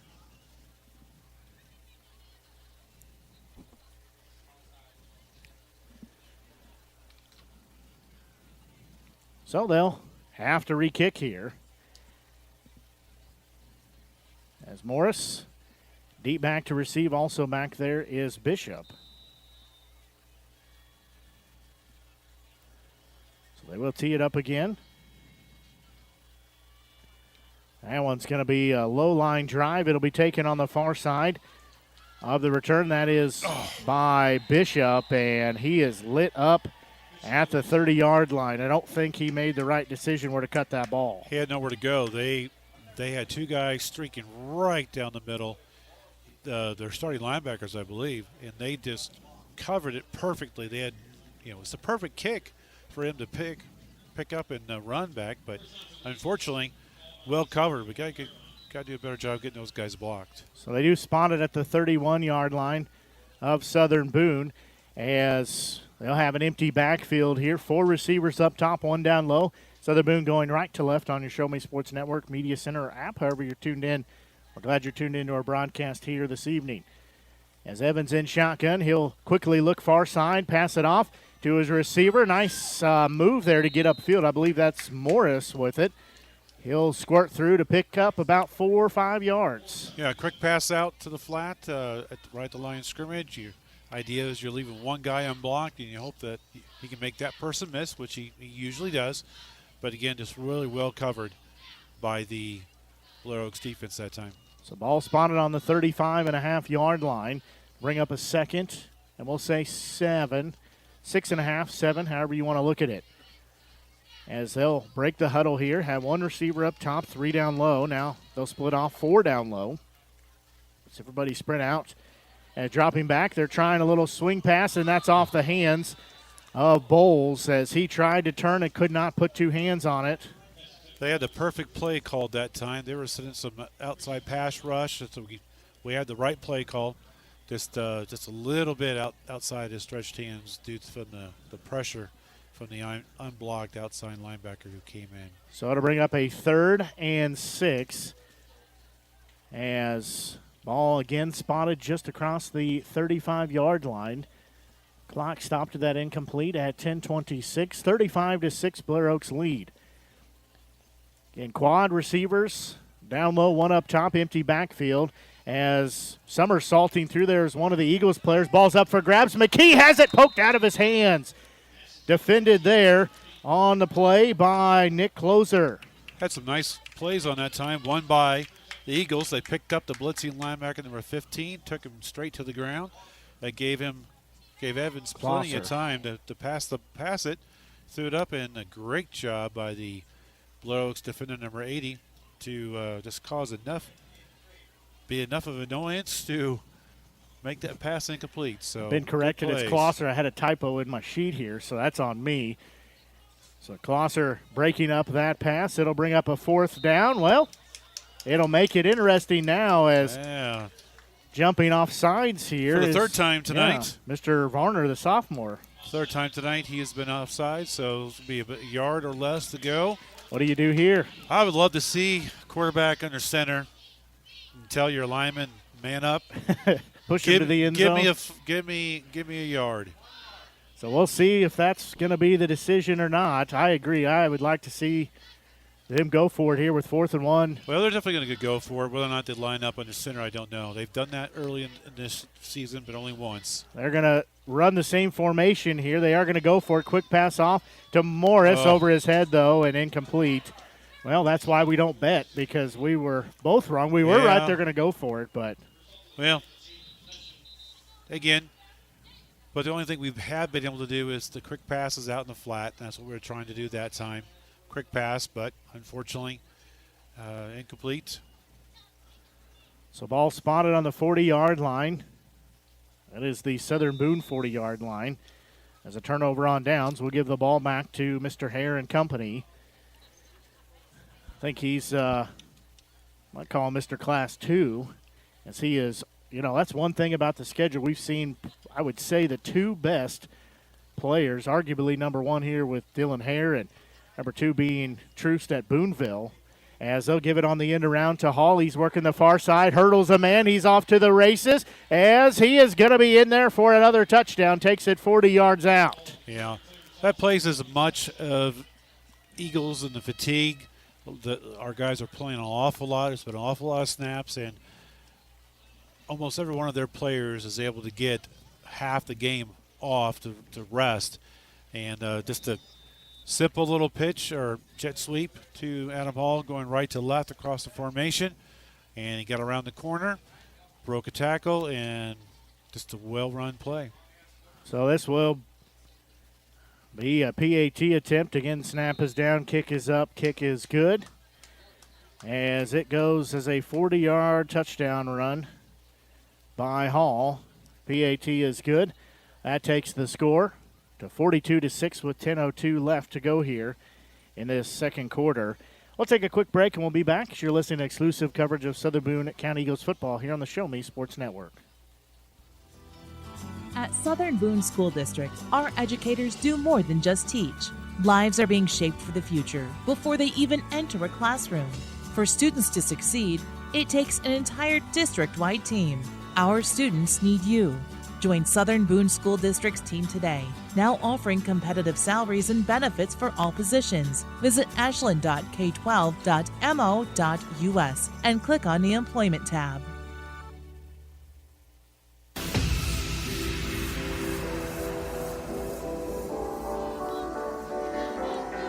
Well, Blair Oaks lengthening their lead. They now lead by a score of 42-6 rather, with 10:06 left to go here in this first half. During that break and play, Coach Ross got the whole team onto the field and kind of all circle them up and trying to get them all rounded up and trying to keep them all in their spirits. Usually don't see that very often, so hopefully that has some good at. So I'd like how Coach Ross is trying to do what he can to keep his players in the game. They will have a high end-over-end kick. This is going to take a bounce at the 15. As taking it is Bishop at his own 10. He's working here to the near side. He will be spun around and ushered out at the 25-yard line. Sorry, Dapkus there. Yeah, the ball. Eyes are getting worse, I think, here. Yeah, well, we'll give you a reason why. Okay, excuse. Yeah, that ball bounced perfectly into his hands. He waited for his other back return guy to get some block, and he did a good job of breaking the containment. But again, Blair Oaks was just so quick to the ball to be able to force that out of bounds. You know, thank goodness we have such a great press box up here and guys that help us out, because I'll tell you at this point I can't tell the numbers from the next one. So Southern Boone will start at their own 26-yard line as they'll try the option pass. It's on the ground, and we'll see who's going to come up with it. That was a late pitch there. Eagles do recover it, though, so they dodge a bullet there. Yeah, that time Evans he's not used to keeping the ball on the option. He usually pitches it. That time there was no quarterback responsibility showed up, so he wasn't sure what to do. And like I said, almost every time all year he's made the pitch, and rightfully so. So the little uncharted territory, and the pitch was a little bit late, and we were very fortunate to be able to get the ball back. I don't think the pitchman was expecting to get that as late as the play had gone. As Evans drops back, quick pass off over the hands of the intended receiver, incomplete pass. So that'll bring up a third down. Yeah, they went to an empty formation by sending the running back in motion that time. Left side, or the offensive line did a great job of picking up number 15 that time. Stone cold him right at the line of scrimmage. So excellent job by our offensive line on that play. And just threw the ball a little bit high to our running back. That's the unfortunate thing here, is that clock, internal clock for Evans, is being sped up a little bit here due to the pressure that Blair Oaks has had. It's just a natural reaction that happens, unfortunately. So they'll have twin receivers on either side. Third and long here as Evans in shotgun, standing at his own 15-yard line. Dropping back, has a receiver open for a moment. Couldn't make the pass. Looking on the far side, he just threw an interception, as it will be caught and taken the other way by Weberg, as he will be taken down. Yeah, just excellent coverage by the secondary that time. Decently well blocked for the first couple seconds. And a little bit of pressure that caused Evans to move. And most of the season he's made good decisions that time. He might have forced it, again, left to right. Left-handed wide receiver. He didn't get a chance to get his feet set or shoulder square, and underthrew. He did have his guy open, but just underthrew it by unable to get his feet set and shoulder square. So ball will be on the 23-yard line here, looking for another touchdown. He will connect into the end zone. That is good, as that pass goes into the hands of Joey Wild. Just a real simple pitch and catch that time. Just threw the perfect pass. Receiver did a great job of using his hands. Brought it in right at the right moment. Just a textbook, fundamentally well-run play by everyone involved there on the Blair Oaks Falcons team. So they will come on to try the PAT. His kick is up. And again, kick is good. Their kicker's going to have to ice his leg tomorrow as deep as he's kicking these balls. He's having to work, but he should be very well experienced in kicking all this. So we are going to take a quick break and be back as you're listening to exclusive coverage of Southern Boone County Eagles football here on the Show Me Sports Network. Creating custom, handcrafted woodworking projects has never been easier. Become a member of Sawdust Studios and enjoy 24/7 access to a woodworker's paradise. Outfit with industry-leading professional-grade tools, Sawdust Studios offers endless woodworking possibilities. Don't have woodworking experience? No problem, as Sawdust Studios offers affordable classes from a community of woodworkers, experienced designers, and master craftsmen. Youth classes are also offered for those junior woodworkers. For more information, search Sawdust Studios on Facebook or find them online at sawdust247.com. Sawdust Studios, your community woodshop.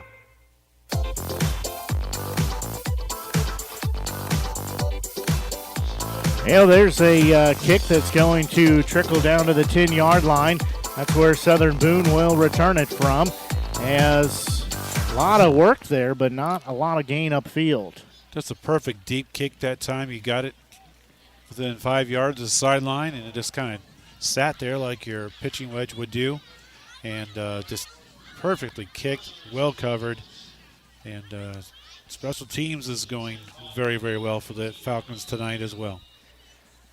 So it'll be 1st and 10 at the 15-yard line for Southern Boone.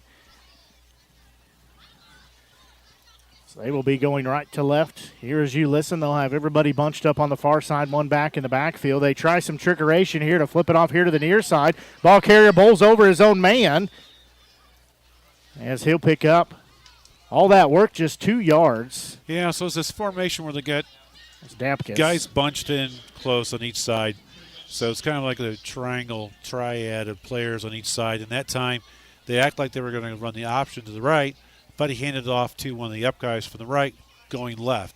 So a little reverse, a little counter there. Looked pretty good. But again, well covered. Awful lot of work for 2 yards. So to bring up a 2nd and 8 here, twin receivers either side. They'll send one in motion. That's Morris. They'll roll the option to the far side. They'll pitch it out to him, and he's going to lose yardage, be tackled inside the 10.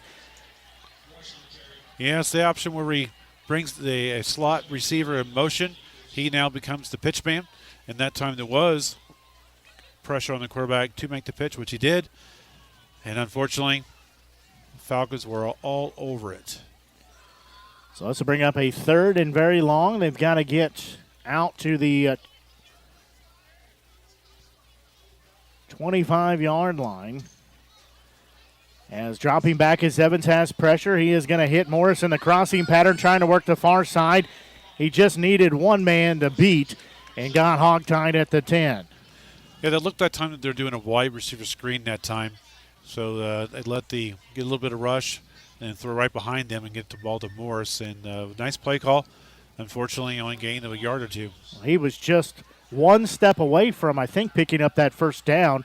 If he's able to get that corner and make the man miss right there, then he is going to be upfield. That was Holden Brand tackling him. As, again, 5 wide receivers. Another quick kick off from the quarterback. Is going to be a muff kick, and Blair Oaks will fall on it as they called for a fair catch. And that. Well, for the first time, Blair Oaks actually sent somebody back. Yeah. Most of the night, they have not had anybody back and just be more than happy with taking the ball wherever it lands. So that time they were trying to do the return, and he muffed the kick like you said. And again, they got the right bounce. So that one again recovered by Blair Oaks. As ball on the 46-yard line. Oh, yeah, whistles here. I think we got timeout. Yep, timeout by Southern Boone. Yeah. They will. Had some confusion of who was doing what, who was playing where. And it's hard enough when you're playing a lot of substitutions with all the injuries we have, more so when you're trying to sub those subs at the end of the second quarter when our guys are getting gassed, when they are still fresh because they've only played half the game.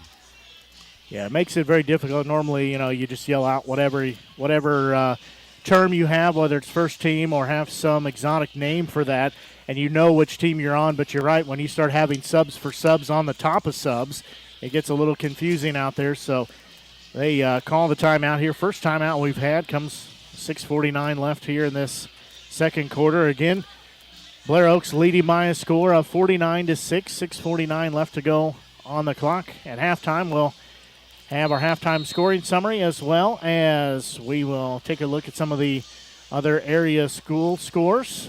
As last I saw, I believe it was 14-0 California over Hallsville at the end of the first quarter. That was some time ago. Yeah, California's a good-looking 3-5 team, in my opinion. So Blair Oaks will take over at their own 46-yard line. They'll give it to Lackman. He starts up the middle, cuts outside, no cuts back inside. He'll pick up about 11 yards, move the chains. Their offensive line, including Adam Hall, just manhandled our defensive front and just pushed them down line scrimmage. Just well blocked by them. Eagles could have got called for a personal foul there. A little bit frustration showing by our guys, so got to keep our cool.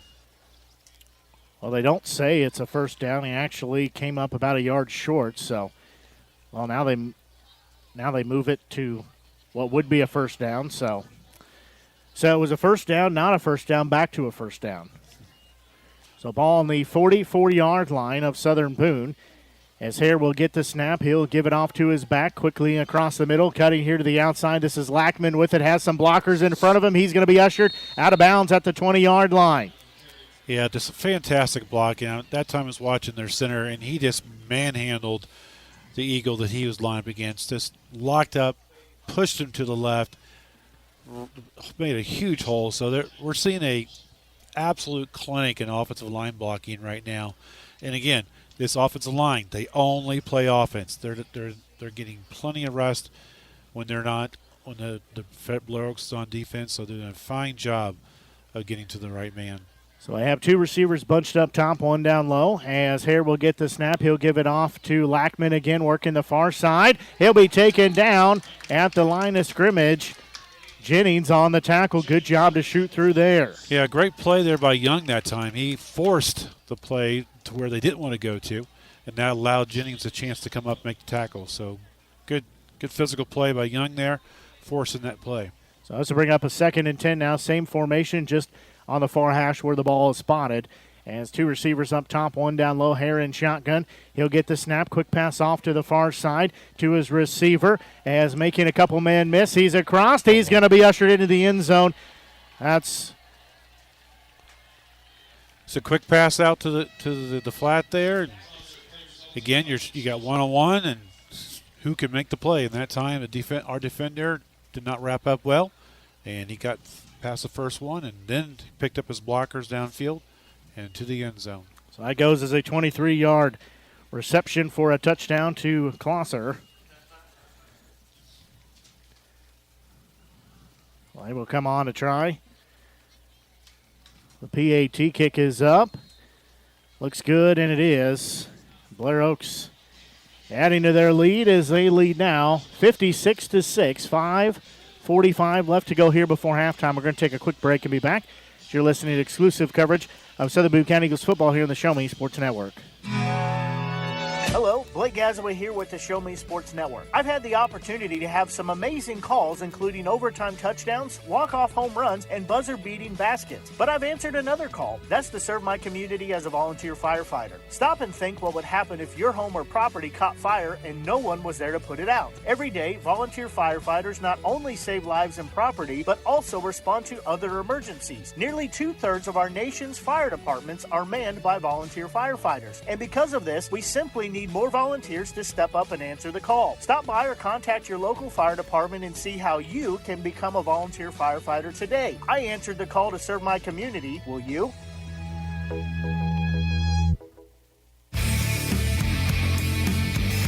The ball is going to be kicked high in the air. It'll be taken at about the 20-yard line, working here the near side as Morris has a decent return. He will be upended at the 40-yard line, so good return there. Yeah, nice return that time and got outside their containment. Good return, good tackle by Adam Hall for the Falcons. So we play here still. Having a whole lot of time left on the clock here as much as we have played. Clock stopped 5:39. Left to go here in this first half. Southern Boone has the ball at their own 40-yard line. They trail at this point in the ball game. 3 receivers far side, 1 near side. As Evans will roll, he has some pressure. He's going to overthrow his receiver. That was Dapkus, and I see a late flag come in. I think that was a ball behind the I think you're right. team. But yeah, I thought it was a flag at first too. So good play call. Rolled out to the right. Blitzing linebacker went too far to the inside. Like you said earlier, I think Evans is just a little bit antsy on these throws. He's used to being pressured every single play.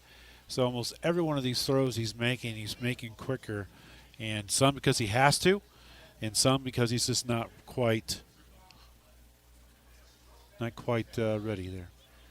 Now part of the problem, too, is that they're not bringing the pressure as much, but he still hears those footsteps as he is going to hit Dapkus at about the line of scrimmage. He'll squirt forward for about 4 yards there, so he makes something out of nothing there. We'll bring up a third down. Yeah, good play by Dapkus to take what he could. Did a good job of almost breaking that tackle, but he still fell forward, got a couple yards after getting hit. So we'll bring up a third down here. And, Mike, you want to give this to that young man down there?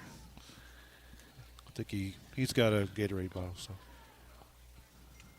So to bring up a 3rd and 6 here, ball at the 44-yard line.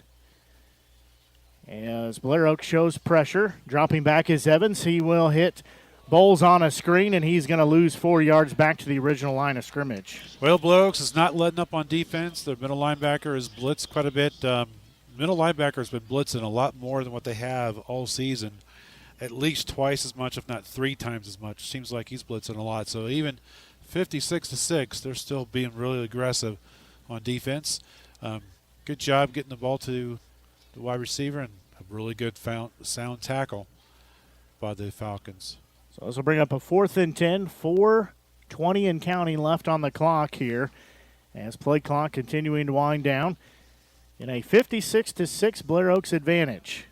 Ball on the 40-yard line. Southern Boone has 5 on the clock, and they will go for it. Dropping back is Evans. He'll squirt through here to the near side. He's going to keep it himself. He's got the first down and more across midfield, 45. Working to the far side. There's a flag coming in. He'll step out at the 40. A flag is on the field on the far side at the 34-yard line. So hold the phone. We'll see what it is. My gut tells me it's going to come back, though. Great decision by Evans that time to take what they gave him. They only sent 4. A lot of pass pressure on the right-hand side. He did a great job of just stepping up the right-hand side of him, and the field was wide open. It was so green. There was not a Blair Oaks player for what, 20 15, yards at 20 least, yards. yeah. So it's going to be a personal foul penalty against Southern Boone. Yeah. You hear the Eagles fans don't like it. Well, unfortunately, you got to earn everything in the game of football. They're not going to take it easy on us because we're losing by 50. So this is where you got to play smart, keep your emotions, and just know what you're supposed to be doing and when. Know your angles. So I'll say he got his money's worth on the play, but I didn't see what happened. Did you see what happened? It was a pretty. Yeah, it was a block way downfield. Okay. He so got his money's worth, but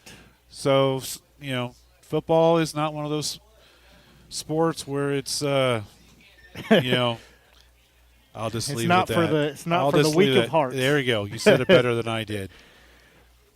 So, after all this is said and done, they move the ball back. Ball on just on the other side of the 50.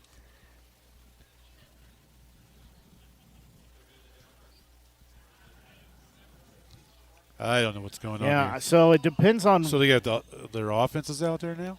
Or wait, who's going? So it was that 4th down? Yeah, it was a 4th down play. But he picked why it is up. It not do over though.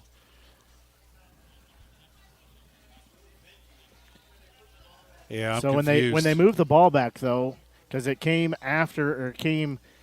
Well, the flag was while he was still running, so the flag was in the play. So it should have been, from my knowledge and experience, is mark it off and redo the down if they're going to accept it. This is where we need we need to work on getting a microphone. What on they're the doing, wide hat down they there. have backups in there now, so we got a new quarterback. Number 4, Tyler Bax. He's a freshman. Last time we saw a freshman for Blair Oaks, it didn't go well. He's now the senior, Dylan Hare. So Tyler Bax will be in. We start to see some substitutions. Yeah, it's the second time tonight. I'm not quite sure what things are. Yeah, because pretty much any way I can think of it, they're going to mark it off. And they should, because the play was happening as the penalty was.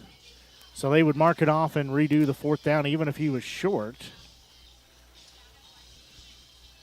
But I guess we're incorrect in our knowledge. We didn't learn anything out of this, though. That's the problem. Yeah, I have no idea what's going on here. So Blair Oaks will take over on the 49-yard line. Feels like we're pushing 3 hours for the first half of this game. This has been about the longest. For it being a 50-point spread, this has been the longest first half of football. As we'll see a lot of substitutions here. So this will be on Blair Oaks. Nope, they just stopped. Nope, they just stopped the play. Not everybody was set. So it'll be 1st and 10, ball at the 49-yard line, as Bax will be in shotgun, as he will keep it himself straight up the middle. He's got close to first down yardage. It's a good thing that he gave it off, because on the play, his receiver that was coming across was just leveled. Aiden Young leveled him, but unfortunately it doesn't count for anything because the quarterback had the ball, not him, and nice 8-yard gain. Again, just a option off on that pitch man. So it'll bring up a 2nd and short here, as they'll give it off to new ball carrier in the game. This is the Austin. last 2 plays they've run the jet sweep and option quarterback. This time the quarterback handed the ball off. The previous time he kept it and run it, and call him short. Nope, first down. That's about the quickest play set up there, as it'll be a new set of downs. They'll keep it himself is the quarterback back. He's taken down in the backfield. Quarterback sacked by a host of Eagles. Yeah, the Blair Oaks has their entire second string in on offense now, including offensive line. And that time, our defensive line, Noah Rice got in there, busted up some plays. So see a whole lot of clean white jerseys. So it'll bring up 2nd and 12 now. A whole lot of size has been lost, too, with this junior varsity squad. Bax rolling out here. The near side hits his receiver. He'll be taken down for no gain. So bring up a 3rd down here. Yeah, they got looks like mostly sophomores in there on offensive line right now, and a freshman and 1 senior. So mostly young offensive line there, so got to take advantage of what they're giving us. So 2:10 left to go here in this first half. Get a 56-6 advantage in favor of Blair Oaks. They'll split 2 receivers down low, 1 on the top. It'll be 3rd and long, looking far side, throwing it up. That was airmailed, as quarterback, receiver not on the same page there. Yeah, they probably don't get that too much practice of that during the week. But, it was just a quick slant. They ran that play earlier with very good success for a touchdown. That time, the quarterback threw it, and the wide receiver was not looking for it. So I'll bring up a 4th and long here. Now we'll get to see, is this the punt team? Is this what I see, the punt team coming on? It's a punt team. I didn't know they had a punt team. I was just thinking the same thing. Yeah, they bring out a junior and Wyatt Meadrum. So he will have a low punt, not a real great punt there, but it does take a Falcons bounce. There's a flag coming in on the back end of the play. That, I believe, is going to be on Blair Oaks, and we've got one of the Eagles getting up very gingerly there, holding that. You're thinking personal foul? Yeah, holding that left arm. I'm thinking collarbone, Personal something foul? like that. Oh, wait, what? So somehow. No. He needs to run direction. Yep, he just got pointed. All he right. got pointed. It's okay. Almost had a riot here. Sometimes I turned the blinker the wrong way, too. Sometimes I call the wrong kid the wrong name, so it's okay. It happens. But, man, no grace from the crowd tonight. You are absolutely right on that. Of course, doesn't help the point spread there is, but Southern Boone will take over as ball will be spotted the 28-yard line. Usually I don't turn it on the wrong way. I just leave it on for an extended period of time. So it will be a new set of downs here as we also, I believe, have new quarterback in the game as pass will be taken to McKee. He'll pick up short yardage. Is this new quarterback in there? I can't tell. But, yeah, that's kind of a fake to the out and then threw it to the second player in the flat that time. So that was an odd-looking play. Don't think we've seen that before. Blair Oaks still has the majority of their defensive starters in the game right now, and as one would expect, they were all over the ball as soon as it was caught for no gain. Looks like it is going to still be Evans out there. So he'll have two receivers either side. He's going to pitch it off, whistles quickly. So a play just called dead before it gets going. So false start against Southern Boone. So that'll back him up here. Clock finally under a minute to go here in this first half.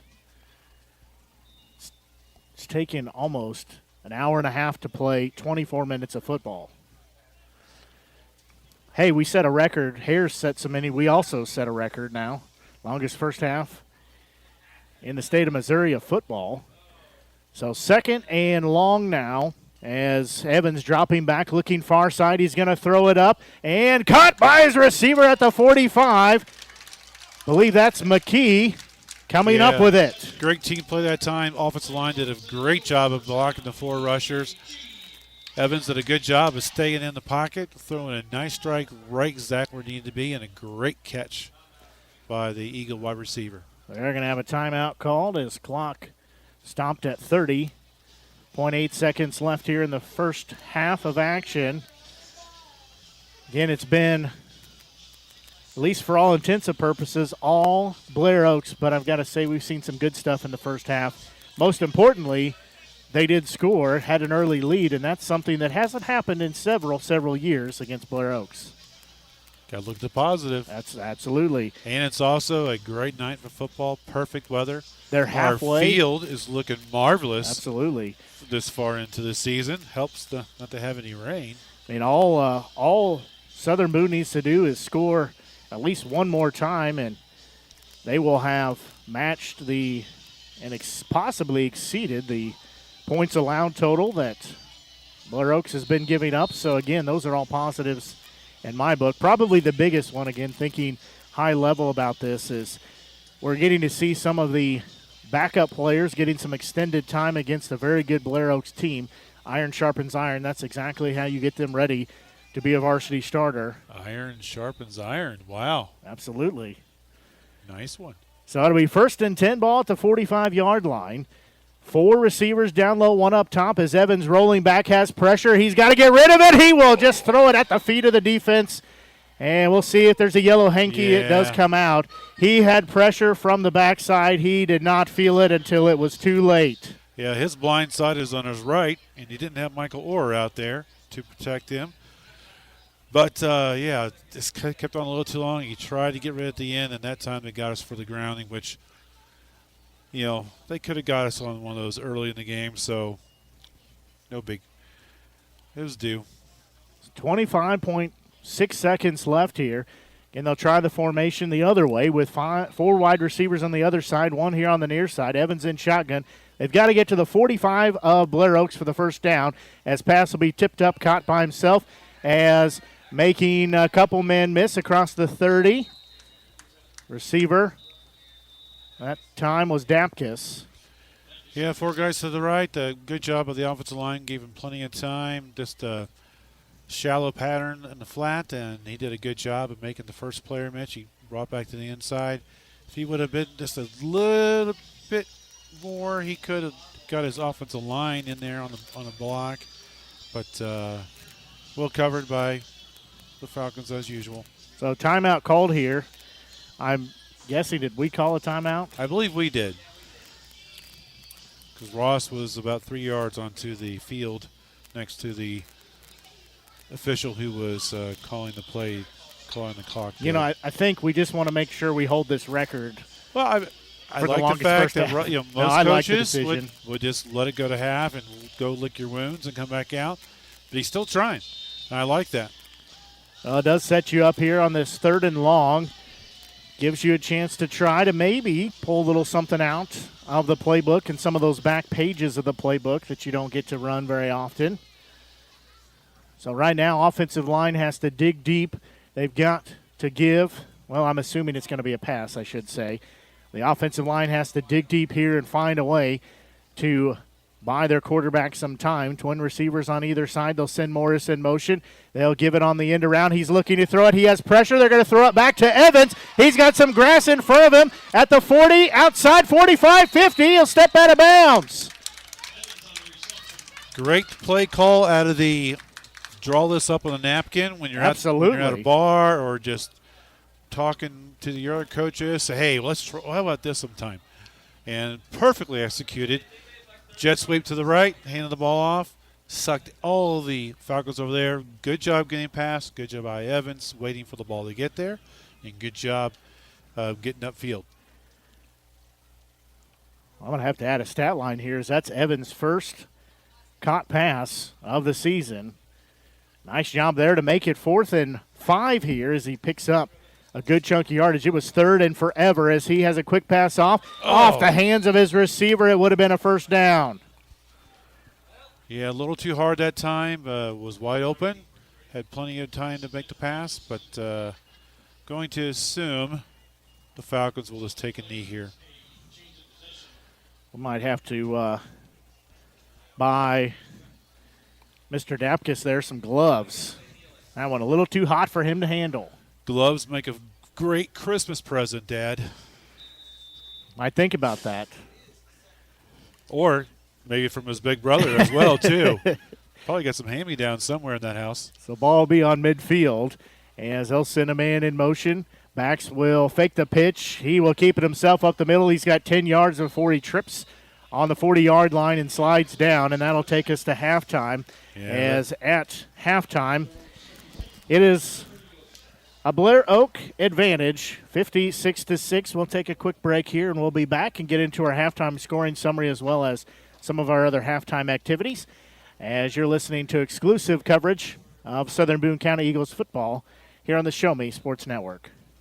Hi, I'm retired Army Sergeant Trent Dirks, and I want to tell you about an organization that saved and changed my life forever. Retrieving Freedom provides highly trained service dogs to veterans with disabilities and children with autism, absolutely free of charge, thanks to the generous donations and support from people just like you. Experts from Retrieving Freedom help throughout the entire process, from fostering programs through service dog placement. Retrieving Freedom gave me the skilled service dog Tracer, who has been my best friend and my lifeline. To find out more about how you can get involved, volunteer, foster, or to donate, visit their website, retrievingfreedom.org. Retrieving Freedom, changing lives through the training and placement of service dogs for veterans with disabilities and children with autism. The following public service announcement is brought to you by the Eddie Goodell Society, Jefferson City Chapter 10, doing little things to make a big difference. Want to make a big difference in your community? Be kind to others, drive safely, and put litter in its proper place. Join us in celebrating Eddie Goodell's historic Major League appearance as a member of the St. Louis Browns by doing something nice for someone today. Take a walk, Eddie. Attention Eagles fans, here's your chance to help the student athletes of Southern Boone County by becoming a member of the Southern Boone Booster Club. Your gifts help provide all Southern Boone County athletes with a safe and positive experience while attending our school district, and also help purchase items that our sports team couldn't otherwise afford. You can join the Southern Boone Booster Club this season for as little as $25. Membership is open to everyone. Interested in joining? Look them up on Facebook by searching Southern Boone Booster Club or email them at sbcathleticboosters@gmail.com. Let's go Eagles!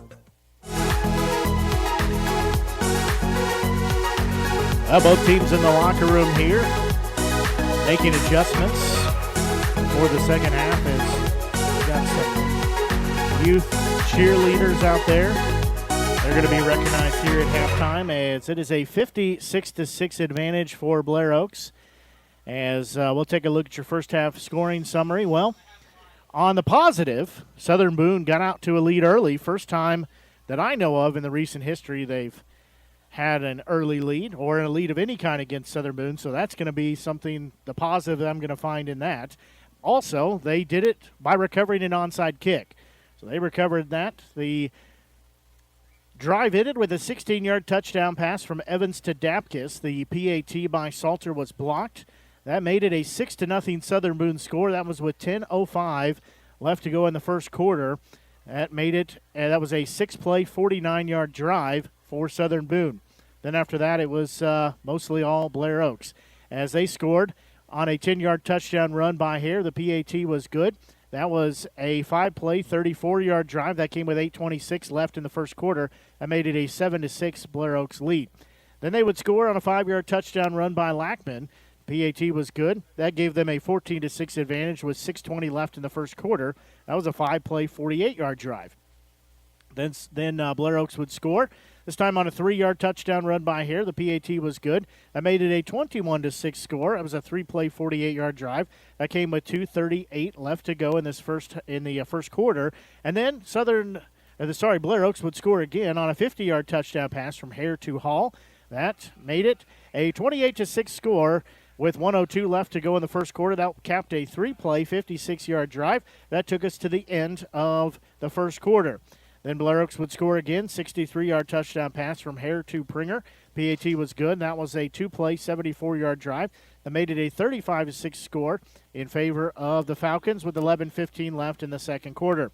Then they would score again on a 40-yard touchdown run by Hall. PAT was good. That was a 1-play, 40-yard drive with 10:02 left to go in the second quarter. That made it a 42-6 score. Then Blair Oaks would score again, this time on a 23-yard touchdown pass from Hare to Wild. PAT was good. And that was a 1-play, 23-yard drive.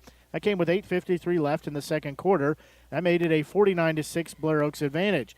Then they would score one more time in what seemingly is the longest first half of action in the state of Missouri this year, if not in the past decade or two, as Blair Oaks scored on a 23-yard touchdown pass from Hare to Closser. PAT was good.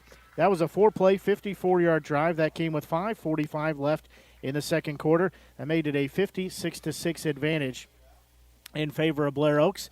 And that is where we stand here at halftime as a 50-point spread in favor of Blair Oaks. Taking a look at some of the other numbers, 10 first downs for Blair Oaks, 3 for Southern Boone. There's been one fumble and 2 fumbles, one fumble, but it was recovered for Southern Boone. 2 fumbles, 1 lost for Blair Oaks. And Southern Boone has thrown 1 interception, 6 penalties on the Falcons. There's been 7 penalties on the Eagles. 0 for 2 on third downs and 0 for 1 on fourth downs for Blair Oaks. For Southern Boone, sorry, that should be 1 for 1 on fourth downs, rather. For Southern Boone, they are 1 for 11 on third downs and 0 for 10 on fourth downs. There's been 1 quarterback sack. That was by the Southern Boone defense.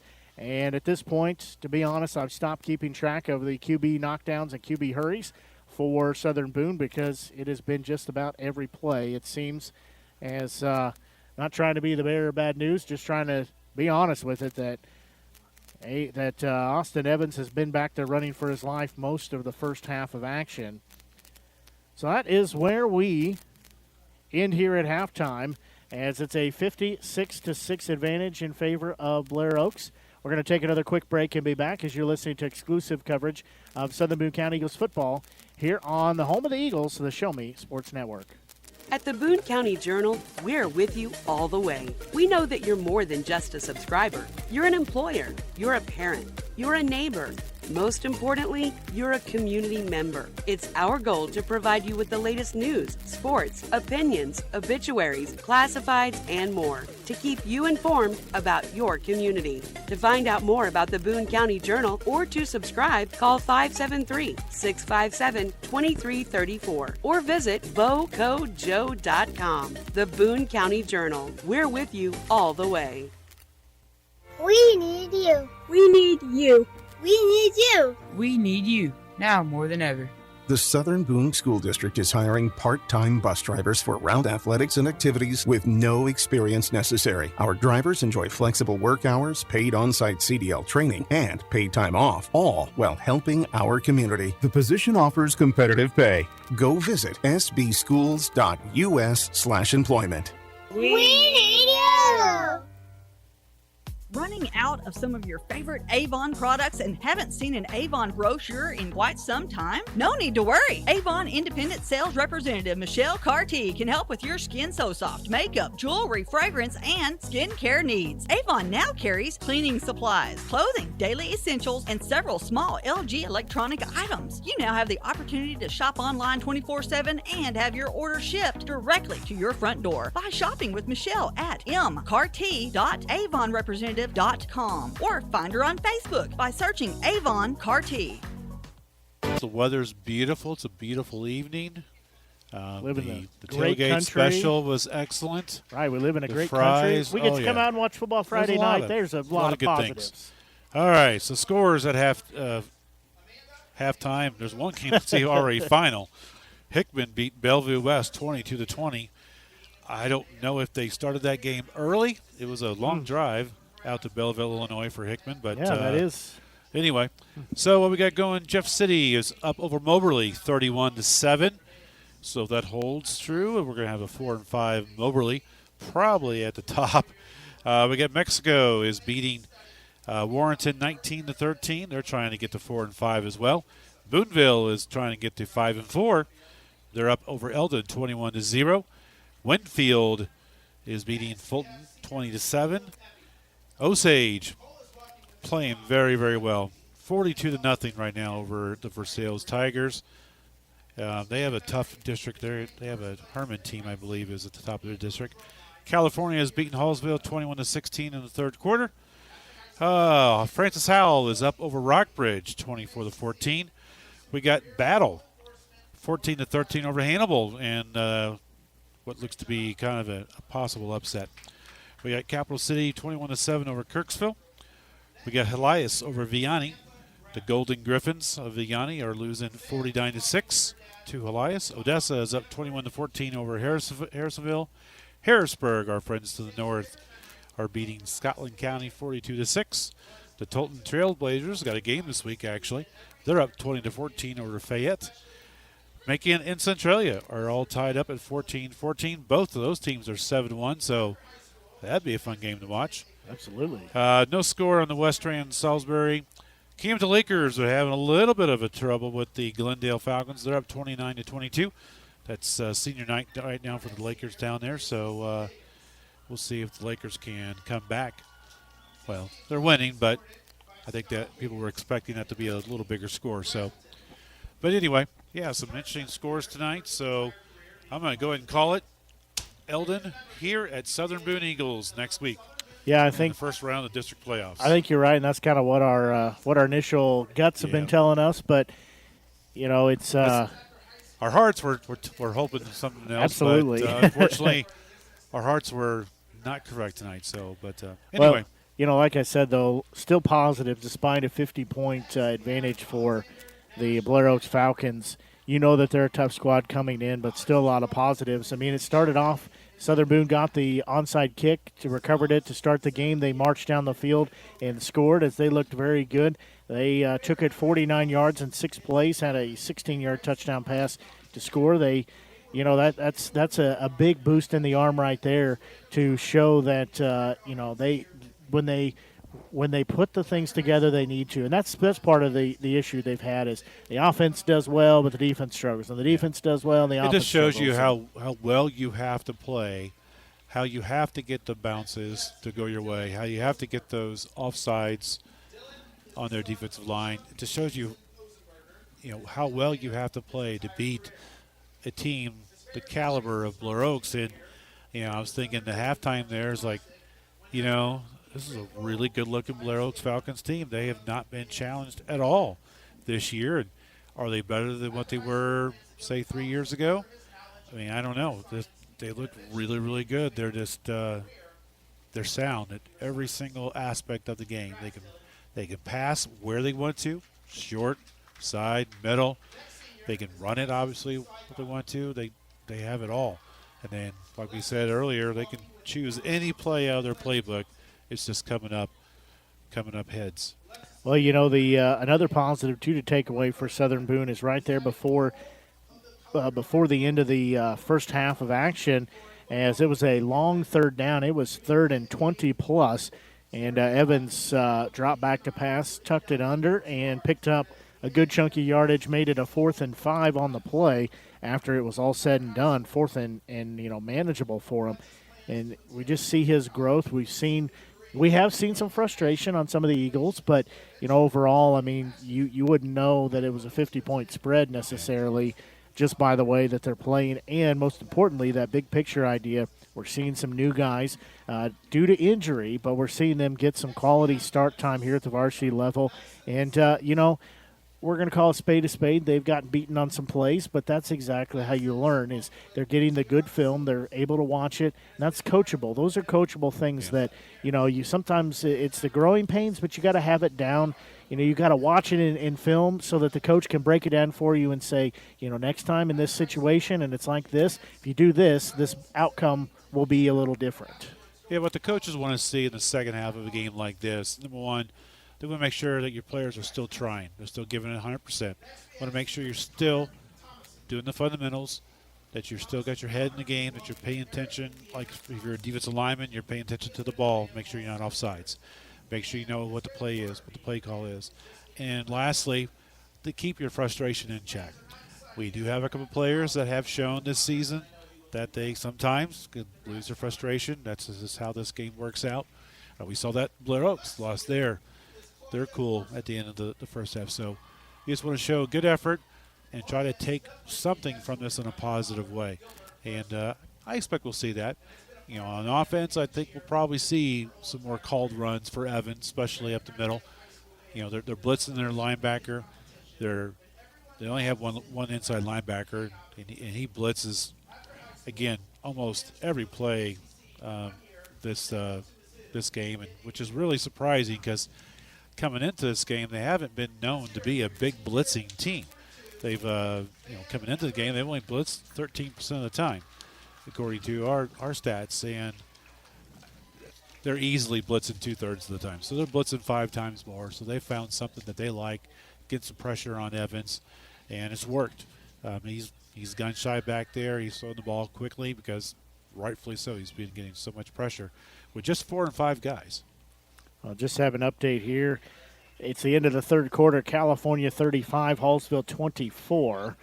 So an upset maybe brewing there down at California. We've got that game on our sister channel. No offense to Hallsville, though. I'm not going to call that an upset. That's not surprising at all to me. That's true. You got a 3 and 5 team against a 4 and 4 team, and California's at home. They do play a little different at home. It's a different. A lot of teams do. Yeah, they get a little pep in their step. Yeah. And obviously, it's a Hallsville team that is a little different makeup than what the squad was last year. Plus, they've had a few injuries. But that game on our sister channel. So if you are after our game, well, they might be done before our game is complete. But we don't want to see you kick off our broadcast. But they are over on the Show Me Sports Network 1 feed or SMSN 1 feed, so you can find that there. Don't forget, if you haven't done so, be sure and go follow us on social media. You can find us at the Show Me Sports Network. Find us on Facebook as well as on Twitter. On Twitter, it's just Show Me Sports Net. We have enough characters to put network, so we are on Twitter as well. And then also on YouTube Just find us, Show Me Sports Network. You can go on there and subscribe to our channel, as well as click the little notification button. That's part of where we're uploading our games. A little slow in the process, but we get them uploaded there. We also have them anywhere you can find great podcasts. You can find our game archives. We're on iHeartRadio, iTunes, as well as Spotify, the Apple Podcast platform, as well as the Google Podcast platform, and many, many other places. Just search for the Show Me Sports Network. You'll find us there, and you'll be able to listen to our archive games and relive the glory or the heartbreak, depending on which side you're cheering for on all of our games. And like I said, working on getting those archived on YouTube as well. It just takes a lot longer to get that done. Takes about 6 different programs to make that happen. Also, I need to give a shout out to the Southern Boone Athletics YouTube page. We've been able to link our audio with their videos, so we've got some listeners and hearing some great comments on that, so we're glad you're tuned in. If you're watching the video there and listening to our audio, we appreciate the support, and glad that we can work with the school district to get them paired together and give you the best broadcast we can here week in and week out.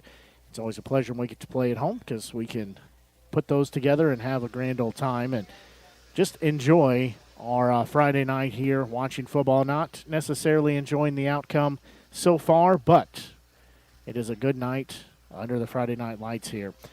See, Blair Oaks has made their way back. Southern Boone has been out for a few minutes here, so we're going to take a quick break and be back here at halftime as against a 56-6 advantage. Southern Boone does get the ball to start the second half of action, so we'll take a quick break and be back. You're listening to exclusive coverage of Southern Boone County Eagles football here on the Show Me Sports Network. At Centurion Cares, for more than 3 decades, their focus has been on exceeding customer expectations for contact center software solutions. Their innovative communication solutions include utility interactive voice response software that allows for smart communication features that let your utility deliver superior customer service 24/7. They also provide other streamlined services like automatic call distribution, automated customer callback, reporting, and quality assurance. To find out more about how Centurion Cares can help your business, call them at 727-421-5300 or look them up online at centurioncares.com. Centurion Cares, innovative communication solutions. Since 2018, Han Custom Laser Engraving LLC has been specializing in all things custom, using large format, high-powered lasers with some of the most advanced technologies on the market. Anything can become a canvas. The state-of-the-art system makes quick work of custom engraving on cups, glass, tile, wood, acrylic, metal, headstones with endless possibilities. They also offer custom one-of-a-kind signs that are sure to make your design stand out. Find them on Facebook at Han Custom Laser Engraving or call 573-489-8732 to find out more. Han Custom Laser Engraving LLC, a veteran-owned business. At Southern Boone School District, our educators do more than just teach. Lives are being shaped for the future before they even enter a classroom. For students to succeed, it takes an entire district-wide team. Our students need you. Join Southern Boone School District's team today, now offering competitive salaries and benefits for all positions. Visit ashland.k12.mo.us and click on the Employment tab. Creating custom, handcrafted woodworking projects has never been easier. Become a member of Sawdust Studios and enjoy 24/7 access to a woodworker's paradise. Outfit with industry-leading professional-grade tools, Sawdust Studios offers endless woodworking possibilities. Don't have woodworking experience? No problem, as Sawdust Studios offers affordable classes from a community of woodworkers, experienced designers, and master craftsmen. Youth classes are also offered for those junior woodworkers. For more information, search Sawdust Studios on Facebook or find them online at sawdust247.com. Sawdust Studios, your community woodshop. Hello, Blake Gazaway here with the Show Me Sports Network. I've had the opportunity to have some amazing calls, including overtime touchdowns, walk-off home runs, and buzzer-beating baskets. But I've answered another call. That's to serve my community as a volunteer firefighter. Stop and think what would happen if your home or property caught fire and no one was there to put it out. Every day, volunteer firefighters not only save lives and property, but also respond to other emergencies. Nearly 2/3 of our nation's fire departments are manned by volunteer firefighters. And because of this, we simply need more volunteers to step up and answer the call. Stop by or contact your local fire department and see how you can become a volunteer firefighter today. I answered the call to serve my community. Will you?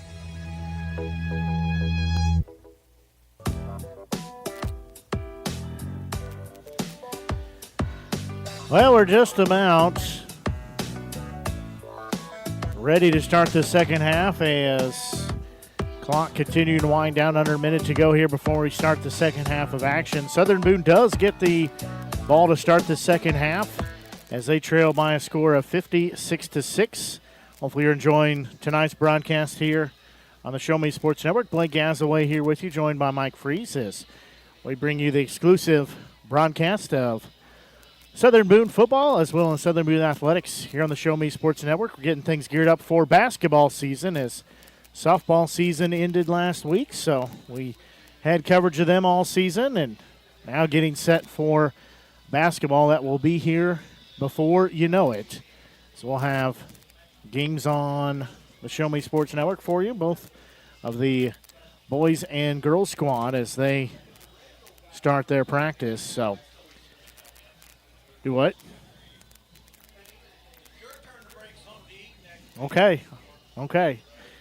It's going to bring a win next week. It's going to bring a win, a WIN win. So next week we start district play as we think, barring no big changes in the scores. We think Eldon will come to town next week here as it'll start Class 3 District 5 action as the top two teams in the 6-team district get a bye.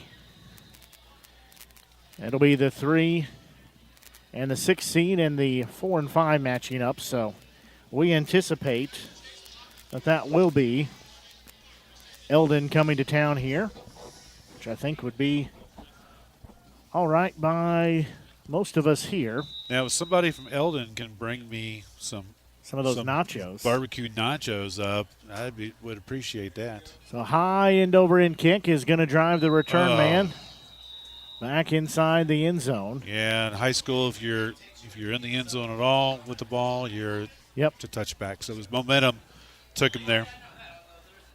So that will put the ball on the 20-yard line. As much as I like to see a good return, I don't argue much with that decision. The ball will be on the 20-yard line.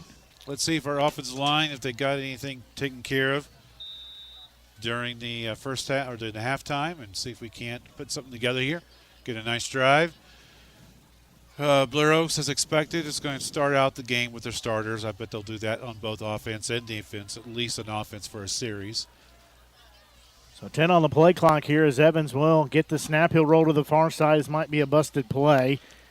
Well, it's that pitch option that just, even when it's well run, it just doesn't look like a normal option because your quarterback is kind of going in slow motion, and there wasn't good spacing between the pitch man as well. So. Yeah, it was only about a half yard at the most there. So really, most of the night it hasn't looked very good anyway. Really becomes more of a here you go, I'll hand it to you than a pitch. So it'll bring up a second, and we'll say 8. So they pick up 2 yards. They'll give it to the back. He's going to be taken down quickly as he'll lose yardage. Well, not a good start for the offensive line. Their 4-man line is just whipping us right now. It doesn't matter who it is. Each one of them are making really good plays. So Bishop was the ball carrier there to bring up 3rd down here. So far, it's 1 of 11 on 3rd downs for Southern Boone. So twin receivers on either side. Looks like Blair Oaks is bringing pressure as Evans drops back, gives it off, or passes it off to his back. There's a late flag. 2 flags come in as Bishop gets high and low there on the tackle. Yeah, perfect play call there. The quick pass with the blitz. The blitz was picked up somewhat, but got a holding call on, I'm guessing, our left side of the line, and really didn't need to. The ball was gone, already out of the hands. And you just marvel at how quick this defense is. I mean, they were all over the receiver as soon as he got the ball. And the guy who was blitzing, middle linebacker number 15, and he's got to be the fastest linebacker this year. He was on the tackle as well after blitzing. So we'll bring up a 4th down, 4th and long here. As Evans will be in shotgun. Again, 5 wide receivers. Blair Oaks bringing pressure. They just about got a hand on it. It's a shorter kick, but does take a Southern Boone bounce as it'll be across midfield at the 49-yard line. Good bounce there for Southern Boone. How many times have they started their series at the 49 or 50-yard line tonight. Most of them. It seems like it's been like every one of them. Well, they started at good the kick. Southern Boone 34-yard line. Yeah. They started at the Southern Boone 48. Then they started at the Southern Boone 27-yard line. Then at their own 48. At the Southern Boone 44. You get the picture. This ball be on the 49-yard line of Southern Boone. Quick pass off to the far side, complete to the receiver. He's got the first down and more, as he will pick up nearly 20 yards on that first down play. Well, the Falcons are still trying hard on each play. At that time, it was a 3-man line for the Eagles, and they only were rushing Noah Rice nose guard. Both ends, and they're playing some smaller ends right now, were staying back. So more of a kind of a sit and read type of a defense. So Klosser will have the catch there, as it'll be two receivers near side, one far side, and a wing over there. Hare in shotgun. He will give it off to his back. See quickly into the second wave of the defense. As carrying that is Lackman. He'll pick up. Well, they don't give him that good of a spot, only 3 yards. Yeah, good job that time. A 3-4 defense this time, and that time all three defensive linemen were pressing. And that whoever was on the left side did a good job of coming off the ball, making a tackle for a short gain. So it'll bring up 2nd and 8 here. So only get a spot of 2. Again, 2 receivers down low, 1 up top. Hare will get the snap. He'll give it off to Lackman. He's making a couple of guys miss. He will be hemmed in and taken down shy of the 25-yard line. Yeah, seeing some good fight by the Eagles defense right now. They're getting off the ball pretty well. They're getting to the men pretty well. They're wrapping up pretty well. Just a straight dive off the left tackle that time, and a good job by the Eagles to get in there to wrap him up. So again, clock continuing to roll here in this third quarter. It's a 56-6 advantage for Blair Oaks. As 3rd and short now, they'll send a man in motion to the far side. As Lackman will get it, he's got the first down. He's dragging bodies to the 10-yard line. He picks up good yardage, well enough for that first down. Yeah, Coach Garris blitzed a couple guys that time, and unfortunately just blitzed at the wrong place. And it's a quick dive on the right guard, and he got through there pretty easily on the first of the wave. And then he did a good job of carrying a couple of tacklers along with him. So it'll bring up a 1st and goal at the 9-yard line. They'll have receivers on both sides of the play, man in motion. They'll give it to Lackman. He stutter steps a little bit. He's going to be stood up. He'll fall forward near the 5-yard line, so we'll bring up a 2nd and goal. Yeah, fake the handoff to the jet sweep, going from left to the right, and just ran the dive again. About the same play as last time, but using that jet sweep as a little bit of a distraction. And nice hold there by the offensive line. So Lackman will be about 1.5 yards behind his quarterback in here. They'll send another man in motion again, as they've done the last several plays. Everybody slipped in the backfield, but Lackman able to take it in, no problem, from 5 yards out. Yeah, just big holes there. The offensive line, they do a little cross block on that dive that time, and they've done that a couple times tonight, where the center blocks to the right, and they bring, it looks like they pull someone from the right side to the left, and this is a nice big hole. Running back stumbled a little bit, but didn't matter. He had plenty of room. They found the only divot, I think, out there in the field, as we were talking about that. It's a good-looking field except for that spot right there. So snap is down, kick is up, and kick is good. And that lengthens the lead out, as it's now a 62-6 score in favor of Blair Oaks.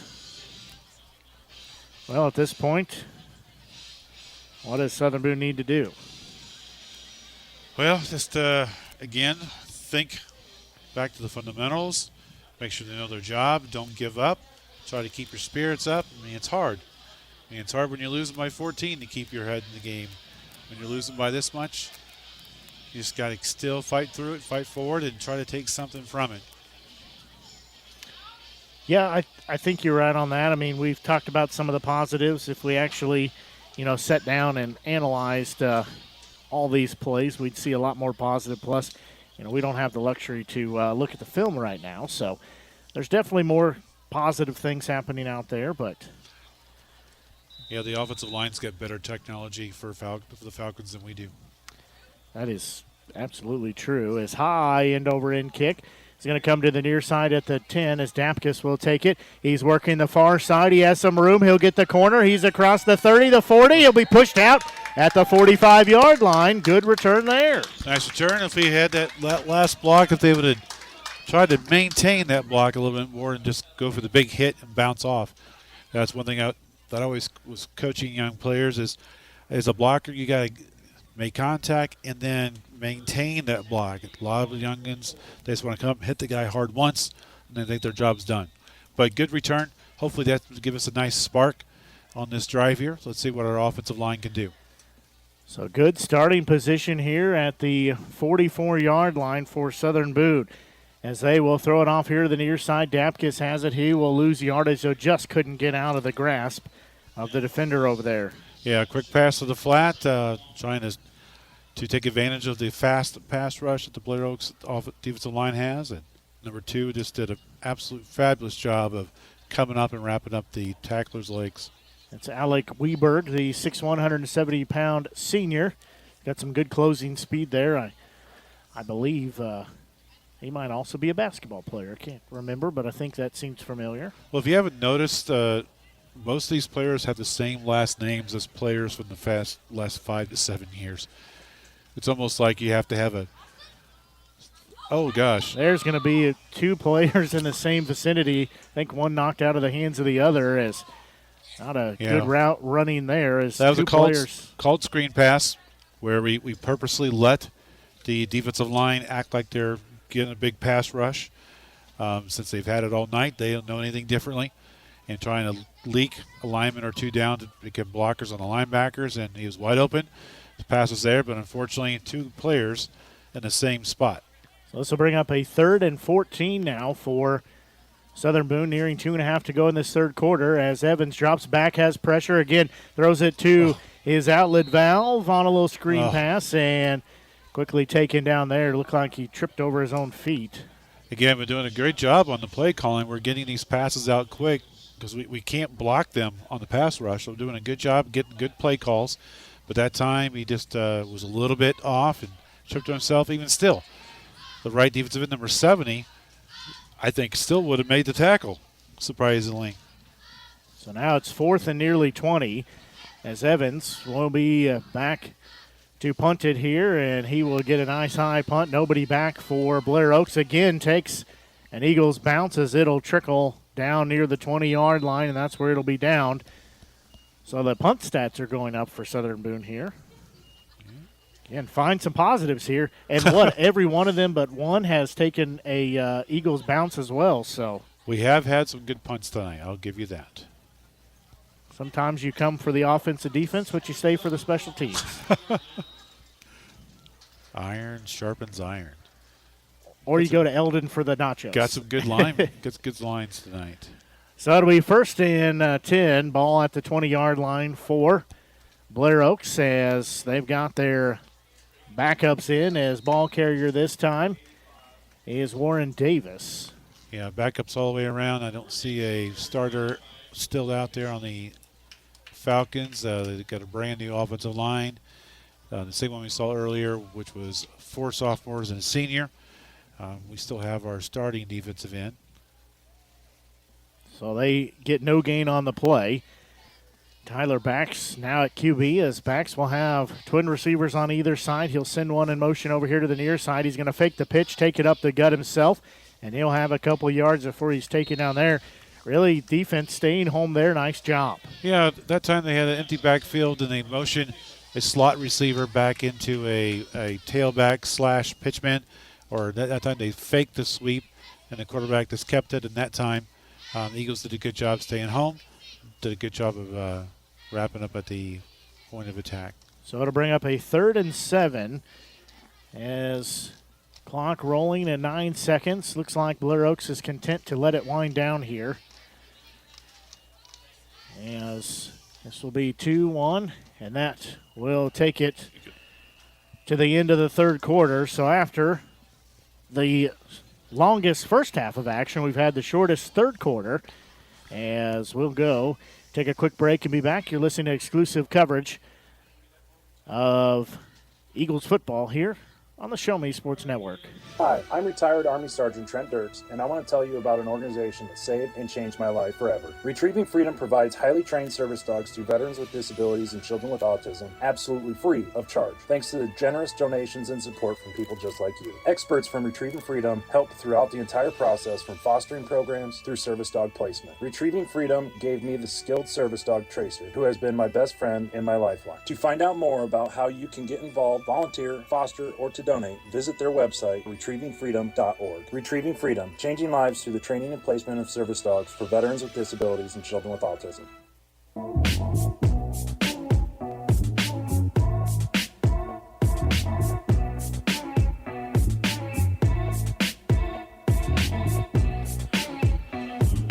So we go to the fourth quarter here. A 63-6 score in favor of Blair Oaks, as they have the football here on this third down. Backs looking near side. He'll complete it to his receiver. He'll have the first down, as catching that pass is Owen Shellman. Just a quick out to the wide receiver, and that was a nice quick dart of a pass by the freshman backs. Good looking throw there. Yeah, it was right on the money. Nice, a little zip quick. on it. Yeah. So he will be in shotgun, has an empty backfield. Now he'll send a man in motion. So he'll fake the pitch again, keeping it himself, and just tripped up by his shoestrings, as that just tripped up. That's Gamble on the tackle. He's seen some good quality minutes here in this game. He's a sophomore, 6'3", 170-pounder. Again, shotgun formation, keeping it himself as back, straight up the middle. He's got the necessary yards for a first down. He'll fall across midfield. New set of downs. I'm getting this funny feeling that next year, after Dylan Hare's gone, the Blair Oaks is still going to be a pretty good team. So this young quarterback is running the ball hard. He's making the good reads. Again, all their run plays, they've had a good long history of having quarterbacks who can run and throw the ball. They're given the option of on every single run play to keep it if they need to. So backs will get the shotgun snap again, give it to his back quickly upfield. He'll pick up 4 yards there. Now that was your basic power play. Just run a little motion across the formation with a slot from right to left, and just hand the ball off straight up to your tailback. Nothing special, man on man, smash mouth football, and they still gain 4 to 5 yards. Ball carrier there was Davis, so he's seen some extended time here in the second half. He is still in the backfield behind. Now he's in the right hip pocket of backs. They'll send a man in motion here to the near side, as they will give it to their back. He's going to be spun around and still trying to go for it. He'll lose 5 yards on the play back behind the original line of scrimmage. Is again carrying it. That was Davis. Yeah, great energy from the Eagles defense that time. A lot of new names that are getting back there, making some getting there, causing some havoc, and doing a good job of nonstop. So good job by the young Eagles that are out there. Freshman Justin Martin in on the tackle. So again, starting to see some good minutes here for some of these younger players, as backs will fake the end around. He's going to have some pressure. He got it off it. It's offline as he was taken down. Again, blind side coming through there. Yeah, good pressure from the right side, from the right outside linebacker. Not sure what the number is. Our spotter didn't quite say what the number is, so. Hey, you forgot his glasses. Anyway, so good play call there. Just enough pressure, just enough disruption to cause that pass to be a little off target, or they could have had they could have had at least a first down on that. So it will be a fourth down, 4th and 10, as the punter, second time now we've seen him today, sidewinding kick, not real great, as it'll take a bounce at the 30-yard line and be down shortly thereafter. So Southern Boone will have the football back, as it will be a punt for Blair Oaks, as ball will be, it's like about the 28-yard line. So the consensus up here is it's near the 28 or 29. I'm going to call the 28. We'll let him have another yard for the stats there as they take it downfield. All right, now we need these young eyes up here in the press box to shout out the numbers. Really good for us. Well, we got a timeout called, I believe, by Southern Boone. Probably a good call. We've got some new people in there, so you want to make sure they're all on the same page. We're sending the lineman out on the last second there, so play clock was getting low. So a good call to make sure everyone knows what they're doing. We kind of talked about this. We're having subs for subs for subs, yeah. Which then also is compacted because it's like we have 6 subs degrees in. Yeah, from Kevin Bacon. Right, or exactly. Like that. We've got, we know we have a whole lot of injuries across, or what feels like a whole lot of injuries across the board. So you have guys that are not normally starting in a starting role, and then it just trickles down from there. So either way, good timeout.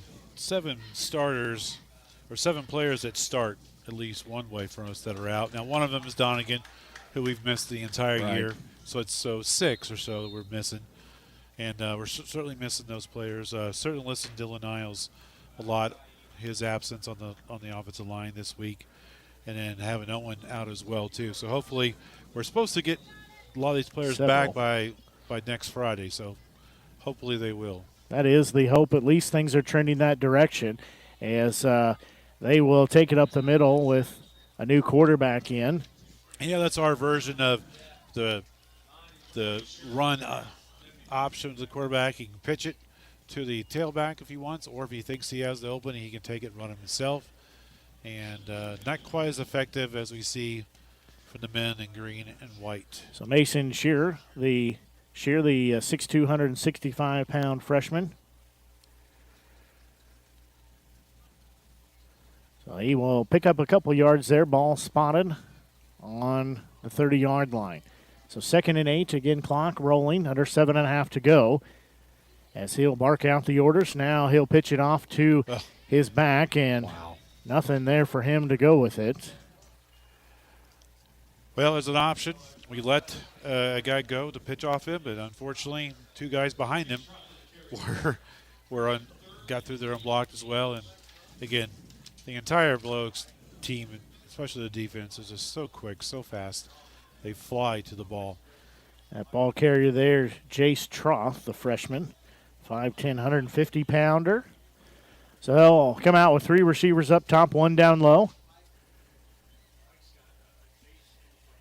As dropping back, whistles, and a flag down. So it'll be a false start, back up Southern Boone. And they trail here by a score of 63-6. Clock continuing to roll, 6.5 to go here.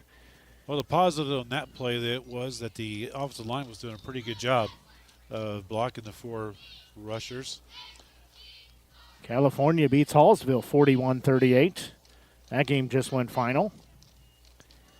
So 3rd and long now for Southern Boone. As they'll drop back, they'll get a pass off over the head of the receiver. Intended for. Yeah, well covered that time. Good job blocking. Didn't have much room to throw the ball as they had him double covered on the flat. Basically ran a 5 and out. So this will bring up a 4th down now. They'll have 5 wide receivers. Does Southern Boone. Again, clock rolling. Here under 6 to go. Seems like maybe there's a little. No, I think he was fixing his jersey. Couldn't tell if he was doing that or not sure what the play was. As they'll have a little pooch kick. Not a bad job there. Again, takes an Eagles bounce as it'll be inside the 30-yard line down to the 25. Got to look sharp out there, even if it's in the 4th quarter of a losing game. Still got to make sure that jersey's looking sharp. Absolutely. Couldn't tell if he was trying to say, I don't know what this is, or said he was trying to adjust the jersey there so that everybody could know who he was out there. Thank goodness. Usually you see that. Let's be positive. Hey, he's getting his moment to shine. He's fixing his jersey. Make sure that we can see, make sure our spotters can see his number really well. He's making his mama proud out there. Yeah. So ball will be on the 25-yard line after the punt as backs will be in shotgun. As the Falcons take over here, quick pass off to the far side. His receiver's got 5 yards. He'll be upended there. Yeah, quick pass to the flat to the wide receiver. He's trying to get him to break a tackle and go up the sidelines, but very well covered again by the young Eagles. 2 different Eagles got out there quickly, and they both kind of hemmed him in and did a good job and wrapped up and tackled. So good job by our young Southern Boone Eagles who are getting a chance to play. So backs again in shotgun. He'll get the snap. He'll give it to his back. So he's working straight up the gut. He'll be taken down. Now a second effort will get him towards that first down marker. Yeah, even their backup offensive line did a really good job of blocking that counter play there. But, again, the Eagles did a really good job of converging on as soon as he got past the first lane.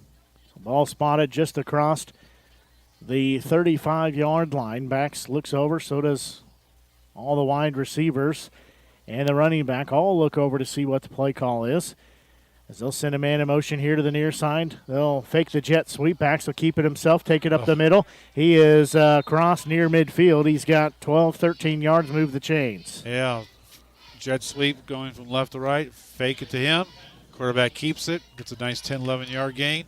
Good job by their offensive line, making some nice holes. On the 47-yard line of Blair Oaks. New back in the backfield. This is Mitchell Brownell.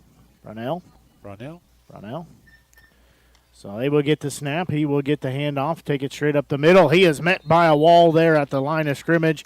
They'll say he got 1 yard, but no more. Yeah, good job on the defensive line, and the linebackers coming up really hard. Nothing fancy, no blitzes, no crossing, no stunts or anything, just man-on-man, and a good job for the Eagles coming up and filling those holes. Make it a little bit harder for the Falcons to move the ball. So Max will look over again. Clock continuing to roll here. 2:43 and counting left here in regulation as they will keeping himself. His back's up the middle again. He's going to cut it to the outside. It's a foot race at the 30, the 25, the 20. He'll be ushered out well inside near the 10-yard line. Yeah, fake that sweep to the tailback going to the left and keeping it like he's done so much tonight already. He's run that play about 5 or 6 times to great success. Once he gets past that first line, again, this offensive line's doing a really good job as well, making some holes, and did a good job getting to the outside. So the ball on the 11-yard line, as it will be a new set of downs. Cheerleaders throwing some swag into the crowd here for Southern Boone faithful. I was going to get hit. They got some pretty good arms on him down there. Not bad. All right, looks like going victory formation, taking the knee. Backs will be up under center. He will take the snap, take a knee. And that's probably going to get, 2 more plays. And they're still going to have to snap it a couple more times at the minimum. Looks like the film guys are getting out here quick tonight. Don't blame them. Blair Oaks is going to go perfect 9-0 on the regular season. As clock rolling a minute 14 and counting, they're going to let as much time go off the play clock here. The play clock says 18, so they'll continue to let it roll down. As Blair Oaks will move to 9-0 on the regular season, Southern Boone falls to 4-5 on their season. See you next Friday. Blair Oaks will get set up underneath center as backs. He will take the snap. He'll take a knee. That'll bring up a 3rd down now. Again, clock continuing to roll here. Should be a 63-6 final.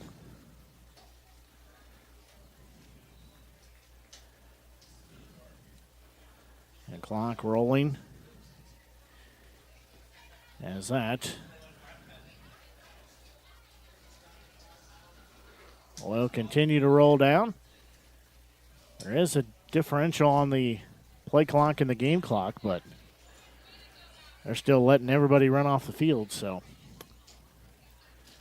they're just going to be content to wind the clock down.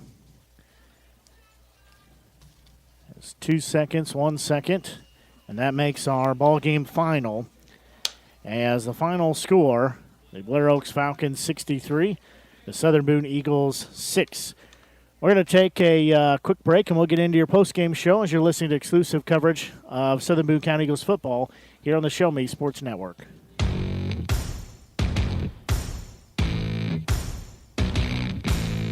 You've been listening to Southern Boone County Eagles football on the exclusive home for Eagles football, the Show Me Sports Network. Exclusive play-by-play coverage of Southern Boone County Eagles football has been brought to you by Avon with Michelle Carty, Boone County Journal, Centurion Cares, Eddie Goodell Society, Han Custom Laser Engraving LLC, Last Sentinel Firearms, Retrieving Freedom, Sawdust Studios, Southern Boone Booster Club, and Zealous WBGT.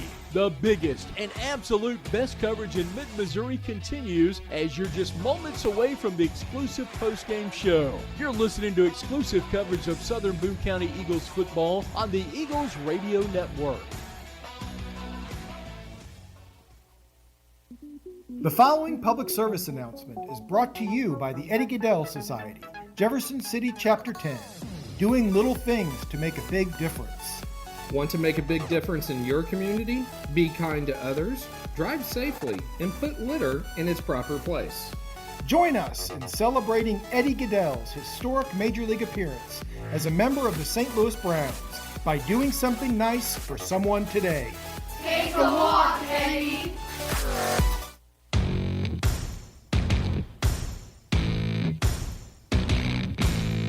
This is the Southern Boone County Eagles postgame show on the exclusive home for Eagles football, the Show Me Sports Network. The Show Me Sports Network broadcast crew will discuss their thoughts on tonight's game as well as look ahead to the next action for the Eagles. Exclusive postgame coverage of Southern Boone County Eagles football is brought to you by Avon with Michelle Carty, Boone County Journal, Centurion Cares, Eddie Goodell Society, Han Custom Laser Engraving LLC, Last Sentinel Firearms, Retrieving Freedom, Sawdust Studios, Southern Boone Booster Club, and Zealous WBGT. You're listening to exclusive coverage of Southern Boone County Eagles football on the Eagles Radio Network. Now let's go live to the field to the Show Me Sports Network broadcast booth.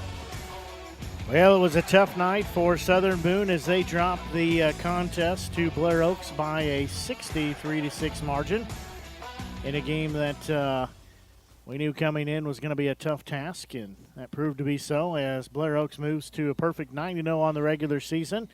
And for Southern Boone, they dropped to 4-5 on the season as tonight's senior night spoiled by the Falcons, but still some positives to take away from the game as tough matchup any way you look at it for Blair Oaks. Again, they have finished quite well in the last several years. As looking back, last year they lost in the district championship. The year before they won the state championship. In 2019 they lost in state quarterfinals. 18 they won the state championship. That was with a 15-0 record. And then in 2017 they went 13-1, lost in the state semifinals. So you can see that they have a program that is very good and knows how to win games. So again, lots of positives to take away for Southern Boone County. As taking a look at your scoring summary for the ball game. Well, Southern Boone was able to start it off, recover an onside kick, and go down and score on a 16-yard touchdown pass from Evans to Dapkus. That was a 6-play, 49-yard drive that gave them an early 6-0 lead with 10:05 left in the first quarter. Then Blair Oaks would score. The PAT was no good by Salter. It was blocked. As then Blair Oaks would go on a run, as it was a 10-yard touchdown run by Hare. That was a 5-play, 34-yard drive. So with 8:26 left in the first quarter, that gave them the 7-6 advantage. And Blair Oaks would score again, this time on a 5-yard touchdown run by Lackman. The PAT was good. That was a 5-play, 48-yard drive. That came with 6:20 left in the first quarter. That was a 14-6 advantage Blair Oaks. Then they would score again, this time on a 3-yard touchdown run by Hare. PAT was good. That was a 3-play, 48-yard drive. That was a 2:38 left to go in the first quarter. That was a 21-6 advantage for Blair Oaks. Then they would score again one more time before the end of the first quarter. That was a 50-yard touchdown pass from Hare to Hall. The PAT was good. That was a 3-play, 56-yard drive with 1 minute and 2 seconds left in the first quarter. That did take us through the end of one. It was a 28-6 advantage. Then Blair Oaks would score again on a 63-yard touchdown pass from Hare to Pringer. PAT was good. That was a two-play, 74-yard drive. Game with 11:15 left to go before halftime. 35-6 advantage Blair Oaks. Then they would score again, this time on a 40-yard touchdown run by Hall. PAT was good. That was a one-play, 40-yard drive with 10:02 left in the first half. That made it 42-6. Then Blair Oaks would score again on a 23-yard touchdown pass. This from Hare to Wild. PAT was good. That also was a one-play, 23-yard drive. That was with 8:53 left to go in the second quarter. I made it a 49-6 score. Then the Falcons would score one more time in the first half on a 23-yard touchdown pass from Hare to Closser. PAT was good. That made it a four-play, 54-yard drive with 5:45 left to go in the first half. That was a 56-6 score. Again, Blair Oaks takes that lead to halftime. Then they only scored one time, that in the third quarter. It was a 5-yard touchdown run by Lackman. Six-play, 51-yard drive. That came with 5:41 left to go in the third quarter. That made the advantage 63-6 in favor of the Falcons. That is where we ended the third quarter, and that score also held up to the remainder of the game as the final goes in favor of Blair Oaks by 63-6 score. Get a lot of positives to take away. We got to see a lot of great minutes from some of the backup players, some of the reserve players for Southern Boone. That's some good quality minutes that they needed due to some injuries and some other things. We got to see some extended play, so that's a positive to take away. As this is the 18th matchup between these two teams, so they're very familiar with each other, and just didn't go in favor of Southern Boone. We're going to take a quick break here, and we'll be right back and get into some of the other scores from around the area as you're listening to exclusive coverage, post-game coverage, I should say, of Southern Boone County Eagles football here on the home of the Eagles, the Show Me Sports Network. Attention Eagles fans, here's your chance to help the student athletes of Southern Boone County by becoming a member of the Southern Boone Booster Club. Your gifts help provide all Southern Boone County athletes with a safe and positive experience while attending our school district, and also help purchase items that our sports team couldn't otherwise afford. You can join the Southern Boone Booster Club this season for as little as $25. Membership is open to everyone. Interested in joining? Look them up on Facebook by searching Southern Boone Booster Club or email them at sbcathleticboosters@gmail.com. Let's go Eagles! At the Boone County Journal, we're with you all the way. We know that you're more than just a subscriber. You're an employer, you're a parent, you're a neighbor. Most importantly, you're a community member. It's our goal to provide you with the latest news, sports, opinions, obituaries, classifieds, and more to keep you informed about your community. To find out more about the Boone County Journal or to subscribe, call 573-657-2334 or visit bocojoe.com. The Boone County Journal. We're with you all the way. Last Sentinel Firearms is your federally licensed and registered Type 7 FFL manufacturer dealer in Missouri, providing quality products to all types of sports enthusiasts, law enforcement, and individuals across the nation. Orders are currently being fulfilled, offering custom-built pistols and rifles from the AR platform made right here in Missouri. Visit their website at lastsentinelfirearms.com or call them at 417-684-7202 to find out what they've got for you. Last Sentinel Firearms, you are your last line of defense.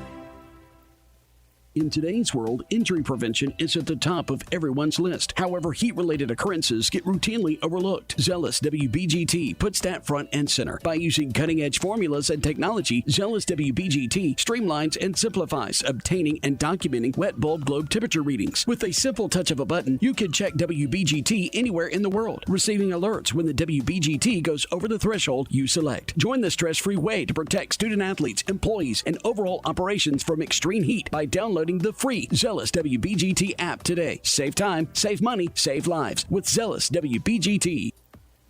We need you. We need you. We need you. We need you now more than ever. The Southern Boone School District is hiring part-time bus drivers for route athletics and activities with no experience necessary. Our drivers enjoy flexible work hours, paid on-site CDL training, and paid time off, all while helping our community. The position offers competitive pay. Go visit sbschools.us/employment. We need you. As Mike, you've been working on some scores from around the area? Yeah, we got some pretty interesting games going on down at the Lake of the Ozarks. Camden is tied with Glendale 29-29. So that one's just now into the fourth quarter. So got a slugfest going on there. More closer here. Jefferson City takes care of Moberly 58-14. So Moberly's going to finish off at 4-5, the same record as the Eagles. But since they've played a lot of bigger schools, they're going to be ranked, or they're going to be higher us in the standings. Mexico last was up 27-13 over Warrenton. That game's not final yet. Booneville was up 34-18 over Eldon. That's not final yet. Fulton, not final yet. They're winning 28-20. So Fulton's on the cusp of getting their first win of the game. So that'd be a nice win for them. Osage cruises over Versailles 52-0 for their 6th win in a row. As you mentioned earlier, Pintos of California beat Hallsville 41-38. We mentioned Hickman beating Belleville West already 22-20. Francis Howell, the Vikings, cruise over Rockbridge 59-21. So Rockbridge finishes 7-2 on the season. Battle was losing to Hannibal the last check of 27-14, not final yet. Capital City goes to 7-2. They're 54. They won 54-15 over Kirksville. So the Capital City Cavaliers have really got a good little program going on down there. New program too, so relatively new. Yeah, they're their first or second year playing varsity. Helias was up 59-13 recently over the Golden Griffins of Vianney. No update on Odessa Harrisonville. Centralia lost to Macon 20-14. That game was tied at 14 at halftime, so quite the defensive slugfest there. Macon now becomes 8-1, while Centralia drops to 7-2. Still a pretty good season from Centralia. So those are the scores we got so far. So certainly today pretty much went as we expected. We're expecting to be playing against Eldon, the 5th seed. We'll be the 4th seed. Fulton will be clearly the 6th seed. The first 2 seeds will get a bye. So then 3 will play 6, 4 will play 5, and we're expecting the Eagles to be 4th seed with the Eldon being the 5th seed, so they'll come up to play here. So Eldon has struggled the last few weeks. They had a good start to the season, but have kind of struggled the last couple times. So it'll be interesting to see. So we'll have a good challenge on our hands. It's always tough to play a team a second time, especially when you played pretty well and had a good game and won by a comfortable margin. Still got to make sure you prepare.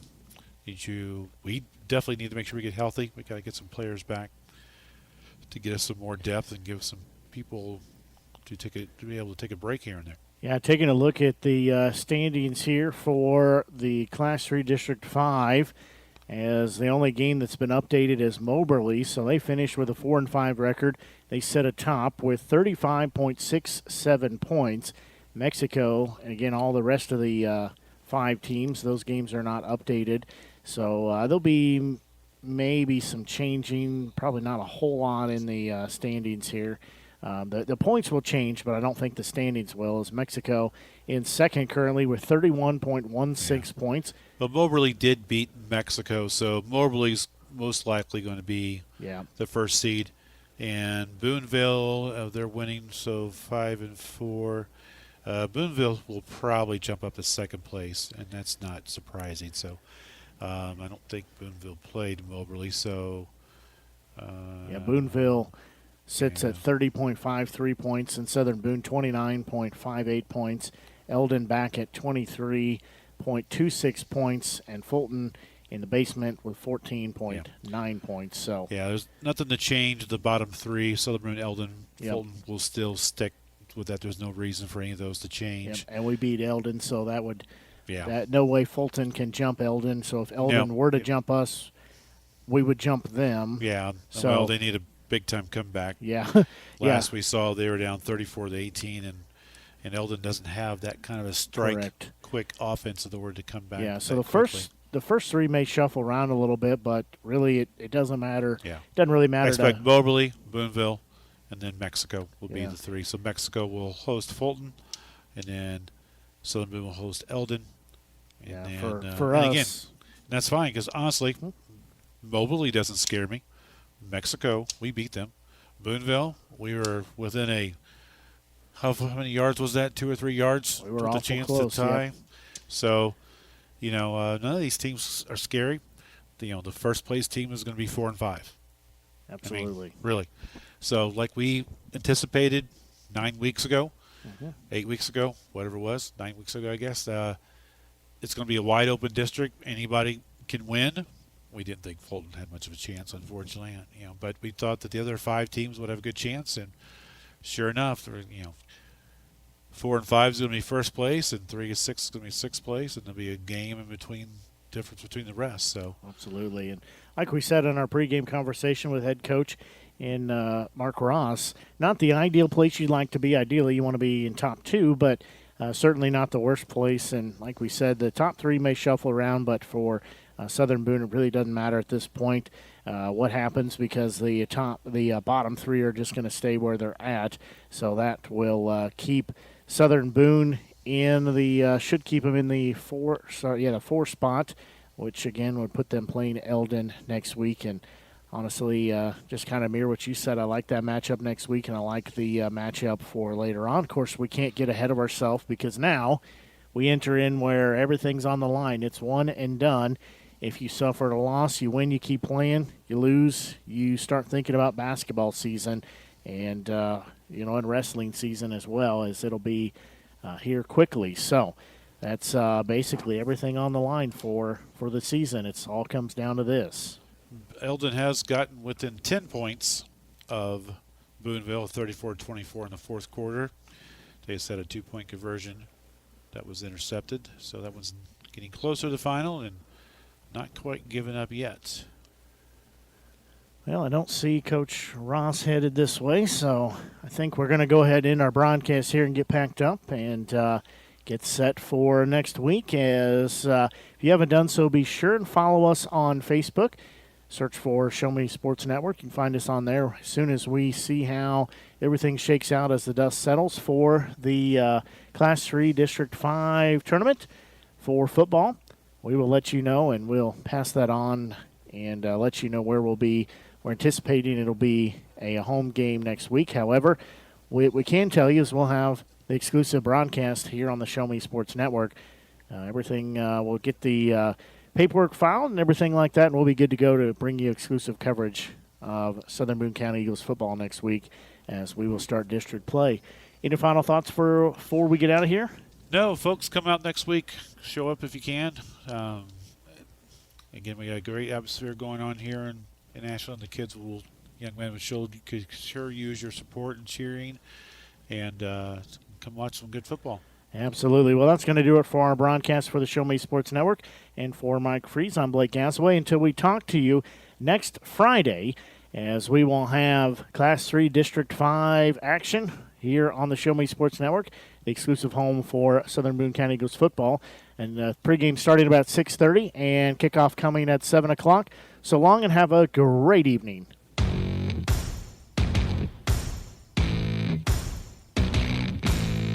You've been listening to the biggest and absolute best coverage in mid-Missouri on the exclusive home for Southern Boone County Eagles football, the Show Me Sports Network and the Eagles Radio Network. The Show Me Sports Network broadcast crew are the ones that know your Eagles the best. Exclusive coverage of Southern Boone County Eagles football has been brought to you by Avon with Michelle Carty, Boone County Journal, Centurion Cares, Eddie Gaedel Society, Han Custom Laser Engraving, LLC, Last Sentinel Firearms, Retrieving Freedom, Sawdust Studios, Southern Boone Booster Club, and Zealous WBGT. We hope you've enjoyed the broadcast. Join us anytime on the web at ShowMeSportsNetwork.com or find us on Facebook by searching Show Me Sports Network. The Show Me Sports Network and the Eagles Radio Network, your exclusive home for Southern Boone County Eagles football.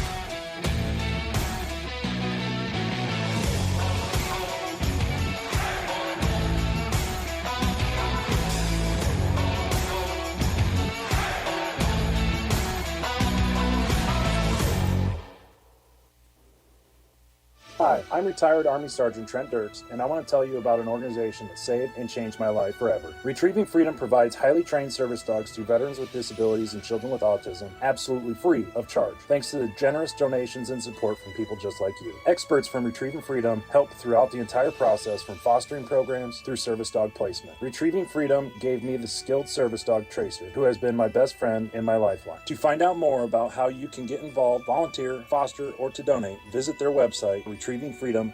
Retrieving Freedom, changing lives through the training and placement of service dogs for veterans with disabilities and children with autism.